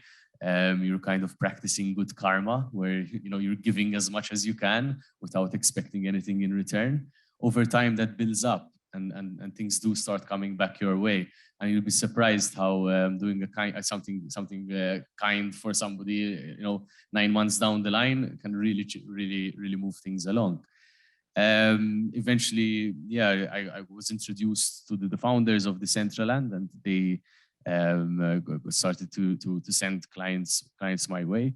And it was just a very slow snowball to reach to the point that the company is at today, where we're building for the Metaverse Fashion Week. We just launched the Forever 21 store, and that's been selling wearables all throughout this week. And we never really needed to seek any venture capital, because we're doing things in a way where we didn't need to spend money to make money. We were just leveraging our network and our effort to get there along the way. So I think that if you see what we're doing now, it would look super impressive and like how can I do that? But if you see where like if you take a step back and you see how it just slowly progressed, it doesn't look that scary. Thank you for that breakdown, honestly, and you're definitely one of the pioneers of metaverse architecture. And I know that there are a lot of students of architecture and design here. And if you have any questions of architecture, of course, you can come to me as well. I'm also a metaverse architect, but Luca is definitely one of the pioneers. And on that note, actually, I just wanted to bring up something that Joy mentioned also. It is a very welcoming industry. I think if you've worked in other industries, whether it be the wine industry or let's not mention industries, but like you might see that competition is fierce. People are secretive. People try to take employees from each other, or they talk bad about their competition, or they create marketing campaigns where they're slamming each other. The web space is growing so fast, and there's so little people that it doesn't make sense to compete. It makes more sense to be friendly, to make friends. And I'm glad that I did that, because if you looked at it on paper, Fatima and I might look like competitors. But because we decide to collaborate, we're able to grow together rather than go at it alone and make it anyway, but maybe be less happy because you don't have friends. Yeah, definitely. Very glad to have you as a friend. Tony, thank you so much for joining us. And I wanted to, as the founder of Renowi, which is a platform, NFT platform directed towards architects and 3D designers, I wanted to ask you, what would you suggest to an architect who wants to get started in the metaverse? What is the best practices for them to get started, and how to approach the industry? Right, good question. By the way, before I start answering that question, that creepy website that you created, It was one of the first websites I've ever seen when I was started in the architecture and the metaverse, right? So it wasn't terrible at all. It was what initiated some thoughts for us as well, right? So it mattered. So your bootstrapping technique literally works. 100%. I mean, I want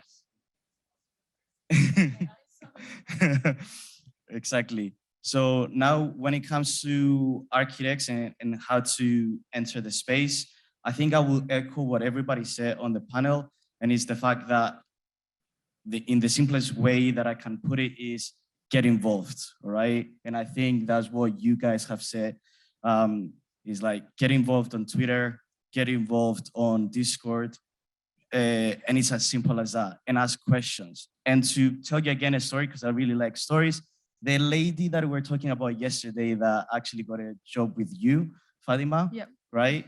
That was a pure example of a girl getting involved, asking about architecture, getting involved on Twitter, reaching out to me. I didn't answer, I was too busy. So she reached out on Discord. I've noticed her, and then she reached out on LinkedIn. So she was one of the people that was getting involved because it was an area that she was interested in. She was interested to know about, obviously, the Metaverse Fashion Week, because we were getting involved as well, and she wanted to know more about it, and she was eager with questions. So she reached out everywhere until she found me, and she did it, right? And then when I couldn't help, like Lucas said, we're a welcoming community. So I said, you know what? I know a girl, Fatima, and they have an amazing Spaces DAO company that they created. And I'm like, why don't you reach out to her? And then as it seems, and I found out yesterday when I reached out to Fatima and we were drinking beers, she employed her, right? So all I will say is, I don't know, it's as simple as going on Twitter and putting architecture and metaverse together and see what you're gonna find. And then it's as simple as sending a question. Who cares who they are or how many followers they have? Like if they're true to what they're creating, they're gonna answer at some point. And I think that's what is really interesting here. And I think at some point I answered as well to this lady and she was able to connect. That's all. Thank you so much, honestly, and really appreciate connecting Lynn with us. Good job on that one. Thank you, Monica, for joining us. And, you know, as someone who was an early adopter of the space, we're so curious to understand your experiences within the industry. And one of the topics that we really want to break down is the concept of the DAO, which is a decentralized autonomous organization. And, you know, it has been known as the best way to create a community and really the future of work in terms of how we're going to structure our companies. So what I wanted you to help us understand a bit further is what do we define as a DAO, and how can we break that down? And why do you think DAOs are actually so successful in creating that sense of community? I think I don't think there's anyone in the world right now who is able to define what's a DAO, because we're still figuring it out. There's not a single software platform or a community that you can take as a reference as like the example of DAO. And the reason that happens is also because communities are different.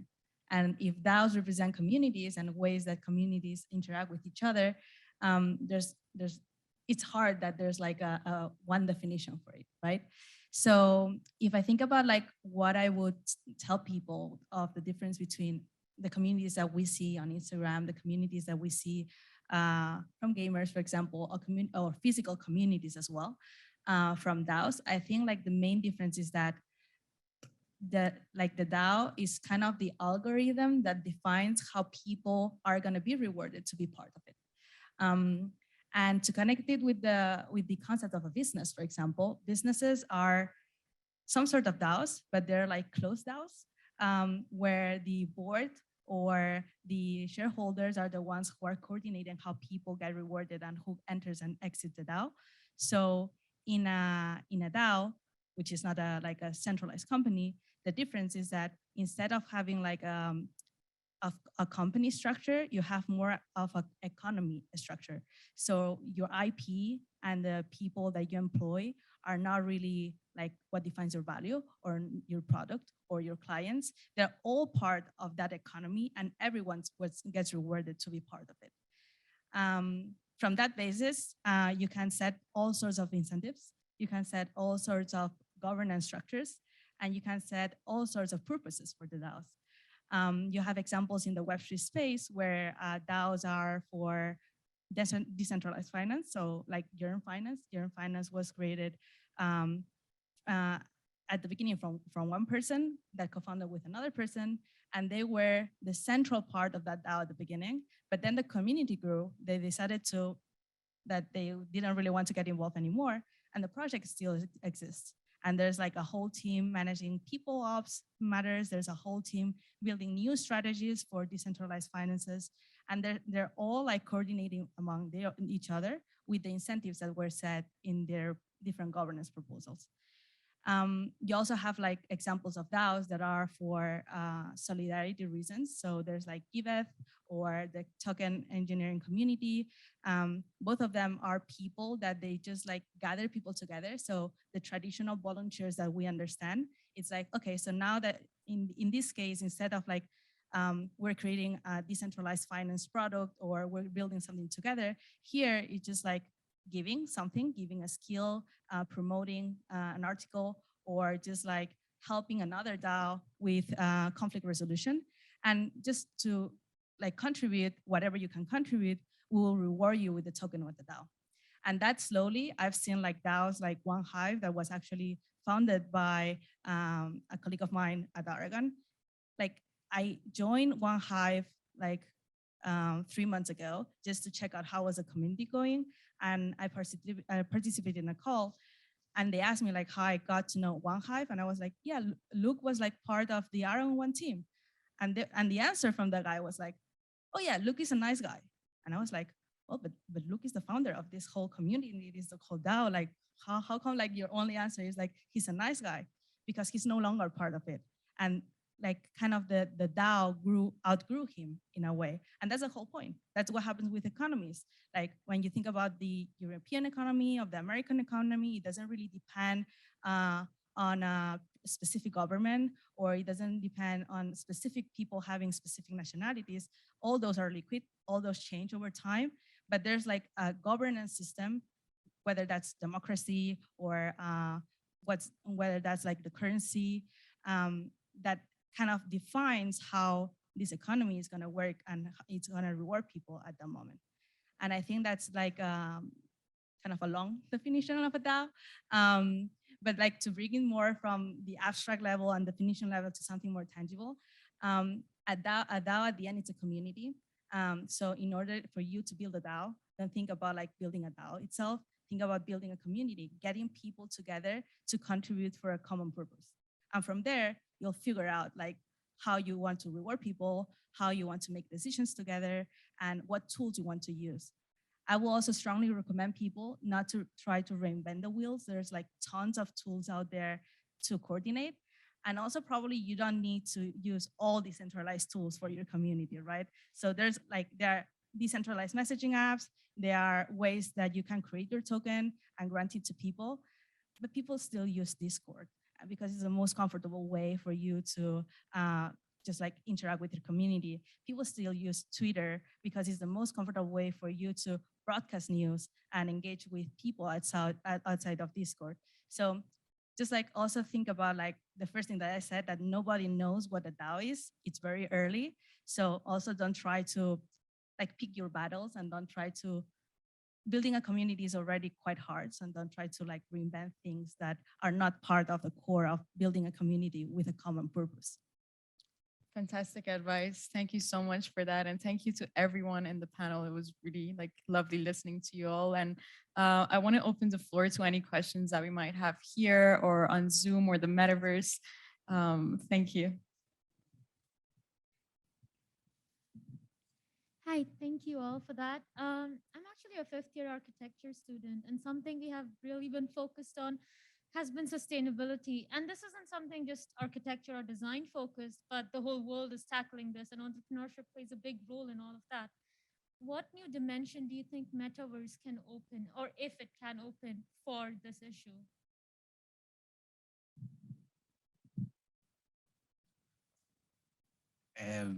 On sustainability, there's one project I came across that was very interesting, where they're using like DeFi protocols to basically allow people to purchase tokens. By purchasing tokens, each token is pegged to carbon credits. And what's the point of that is to drive up the cost of carbon so that companies that use carbon credits to offset their carbon emissions are actually losing more and more money because of these kind of structures that are being created to drive up the price of carbon credits. I think there are some other kind of sustainability projects happening. And a lot of times people say, but hey, blockchain, doesn't it, waste a lot of energy and such? But in the newer chains, they don't. So in that sense, that's already been solved. And I'll say that as well is with regards to the chains that exist out there, don't get me wrong, I'm a fan of all the chains and I understand the environmental impact that a lot of the chains might have. But as Renovi, for example, building something which was for architects, and usually within the architects' remit of what they want to create, it needs to be sustainable. We realized really early on that we needed to shift from Ethereum, for example, and go into something like Polygon, just because we needed to be aligned with the architects and what they want.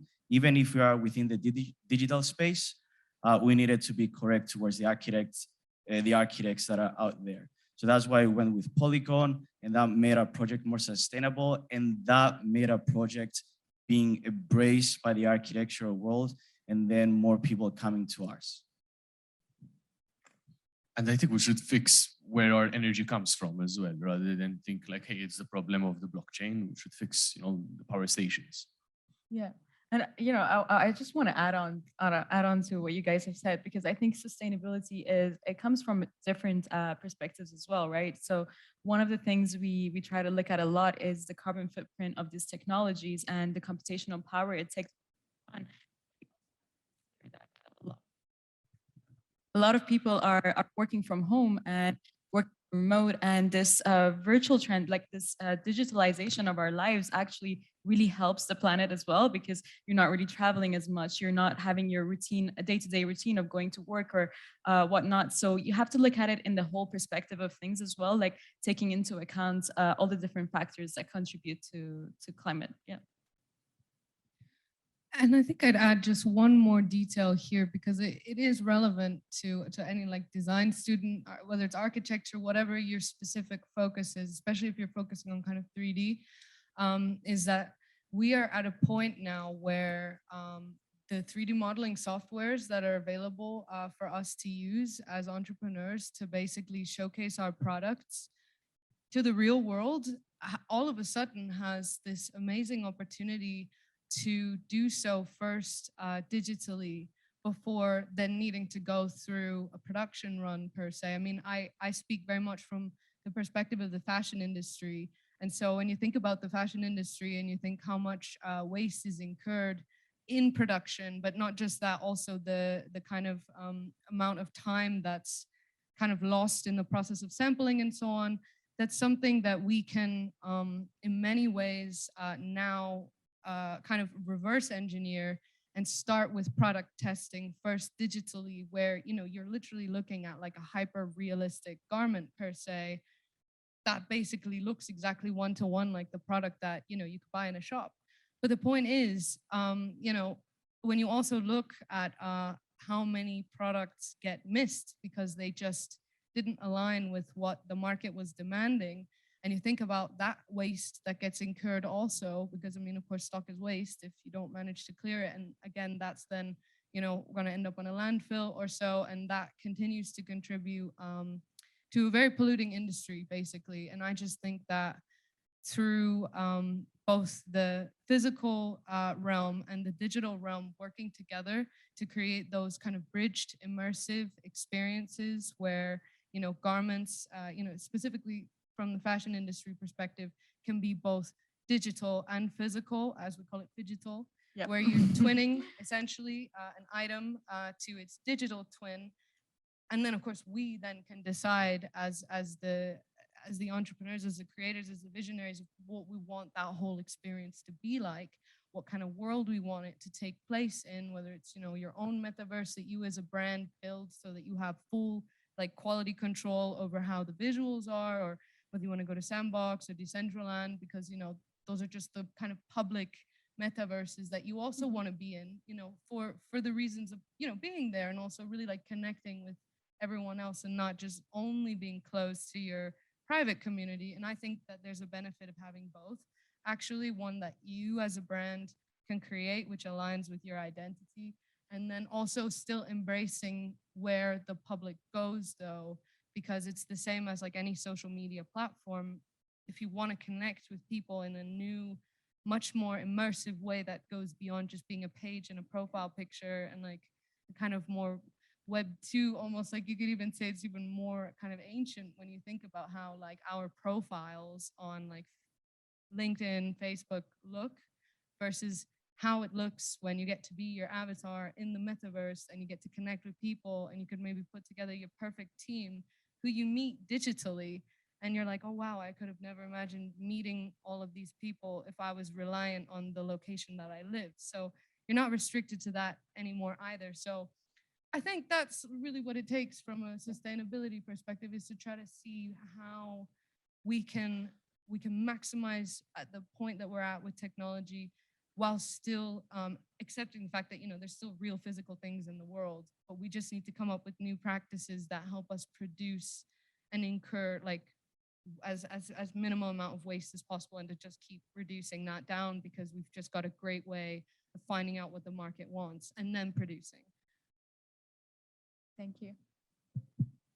Okay, so going along with the field of architecture, architecture as we know it nowadays, it's something that it's shaped by concepts such as gravity or physics or materiality. So what do you think would be these new aspects that would shape the way we know architecture in worlds such as the metaverse? Can I take this? I love this question. I'm not an architect, by the way. I'm going to continue. That's my on favorite it. question, by the way. That's exactly it. I had a really interesting discussion at the University of Nicosia with architecture, the architecture department over there. And they were like, what is going to happen to architecture now that we don't have limitations, right? You can do anything. It's like, are we going to have a block of what we can do? Because in the real world, architecture is born by the limitations that you have, the space, the planning permissions, gravity, anything, the weather. And now you're coming into the metaverse and people are thinking, I need to put a ceiling on this. Like, do you really? Right? Oh, I need to put stairs on this. Do you really? Right? Do you really need the columns? Do you really need to? You can make it float. You can put it underwater. You can put it underground. You do whatever you want, right? So I think it's this openness, right, is going to freak us out for a bit, right? So that's why you see a lot of designs right now that are close to what is possible in real life, but are going to move beyond that. And you're going to see designs that are really out there and they defy any law that you might think of, right? But to that point as well, we have other laws that we need to think about. And when I'm thinking of Decentraland, and you will know it really well, Farima as well, we have polygons now, right? How many polygons can you put in a 3D model, and how can you make it work so it's accessible to everyone through their Chrome browser to run on Decentraland, and the limitations of how big the land needs to be in order for your building to be this tall. For example, this building is 180 meters tall, right? In Decentraland, you will need more than 40 parcels just to recreate this building, right? And I think it should be 50 or something. 50 parcels, that will be about, could be more than 2 or 3 million or more just in virtual land, right? I cannot even imagine. So you have other limitations that you need to think now. So again, you're not free, right? You just have different restrictions, but it's cool. It's the future. And I think that's what excites a lot of the architects that are coming into the space, is a new challenge. And a lot of the younger architects that are naming themselves meta architects now, they're so into this. And I'm going on a tangent, I apologize. but you already have the skills, right? You already create on programs that can build the metaverse. You already create on Rhino, Blender, Twinmotion, you name it, Unreal Engine. They're the programs that they teach you at university, at school, and then you just take them and create virtual worlds right now. And that's what's really awesome about the metaverse. Thank you. Go, Rika, go. I'll let you go. Yeah. Go. You want to answer the question? That is honestly summed up pretty nicely, I think. I was going to add to that is like, you mentioned the polygon limits. One thing that we're doing is actually using programming, that are developer programs, not me, to basically, when you're a user on the property, you could walk up to the door. As soon as you get to the door, you press enter, and the program deloads what's outside, puts you inside, and loads the scene for you to be inside the building. So even with polygon limits, there are ways to go around them in ways that, you know, in real life, you would never think of, you know, you'd never plan to do. I wanted to just mention 3 things. Can I mention them quickly? Of course, Yeah. go ahead. So like, I just want to mention, since it's metaverse, like, so I wanted to mention something I believe about Decentraland. I do think of Decentraland to be quite similar to Bitcoin in many ways, being such that it's got a very limited supply. It was the first, has a very strong brand, and that gives it its position in the market as we know it today. And then, of course, you could see that there are other projects whose technology might be moving faster or have skipped steps, but maybe those limited supply and strong brand could keep its value and position today. That's obviously an opinion. The second thing I wanted to mention was a very interesting project that is called NFT Worlds. NFT Worlds is basically Minecraft. So it's Minecraft as a game engine, vanilla Minecraft at that, you know, just the normal Minecraft that everyone has on their PC. Over 1 billion people have Minecraft on their PC or laptop or PlayStation. And what they've done with NFT Worlds is just build a blockchain layer on top of Minecraft. So they didn't have to worry about whether it's a fun game. They don't have to worry about whether the game works. It's a game everyone knows and loves. And they just added the tokenization to it. And so far, it seems to have been a big success. Then the third one is one called Kalau. I think Kalau is very interesting because it's on the AVAX network. And if the Avalanche reaches its goal of becoming, you know, a regulated place for institutional investors to put their money in, I think the Kalau metaverse could really have some good potential as well. We're just in time. I want to invite Cristina, to our MC, to give her closing remarks. And thank you so much. And if you have any more questions, you can find us during the networking session. We'd love to answer them. Thank you.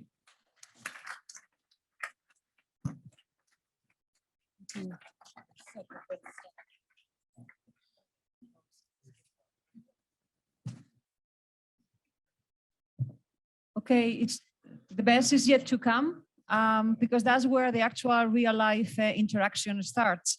I just wanted to wrap up and just quickly by saying how, you know, in panel 1, there was a talk about marketing and branding, and yet, funnily enough, there was a lot of talk about ethics and regulation and who has the control. Panel 2 was about gaming and the future of gaming in the metaverse. And I was very kind of nicely surprised about how refreshing it was to hear Iskren. I remember that he mentioned that the future is doing what we are doing right now, and maybe also about vindicating the idea of motivation. You have to do what you like, and that's what gamers do. And I thought that was refreshing. And in panel 3, the emphasis on community, DAOs versus traditional businesses. But above all, I think that it was the opening of something which I think that is great, which is the idea that get involved and ask questions to be part of the community. That's the way entrepreneurs in the metaverse operate. And I would say, don't take no for an answer. And especially the opportunities for architects and designers. They have the skills and there are plenty of new challenges for them. So it's a great and optimistical kind of note that I want to leave here. So thank you very much to all of you for being here. Thank you to our university and our School of Architecture and Design. And thank you to Yingzi Yuan and Fatima Monferrand, who have invited us to organize this. And I'm going to leave you with Yingzi Yuan because he wants to tell you that there is a POP NFT so that you can get proof of attendance today. So she's going to explain how to get that. Okay, so please, thank you very much.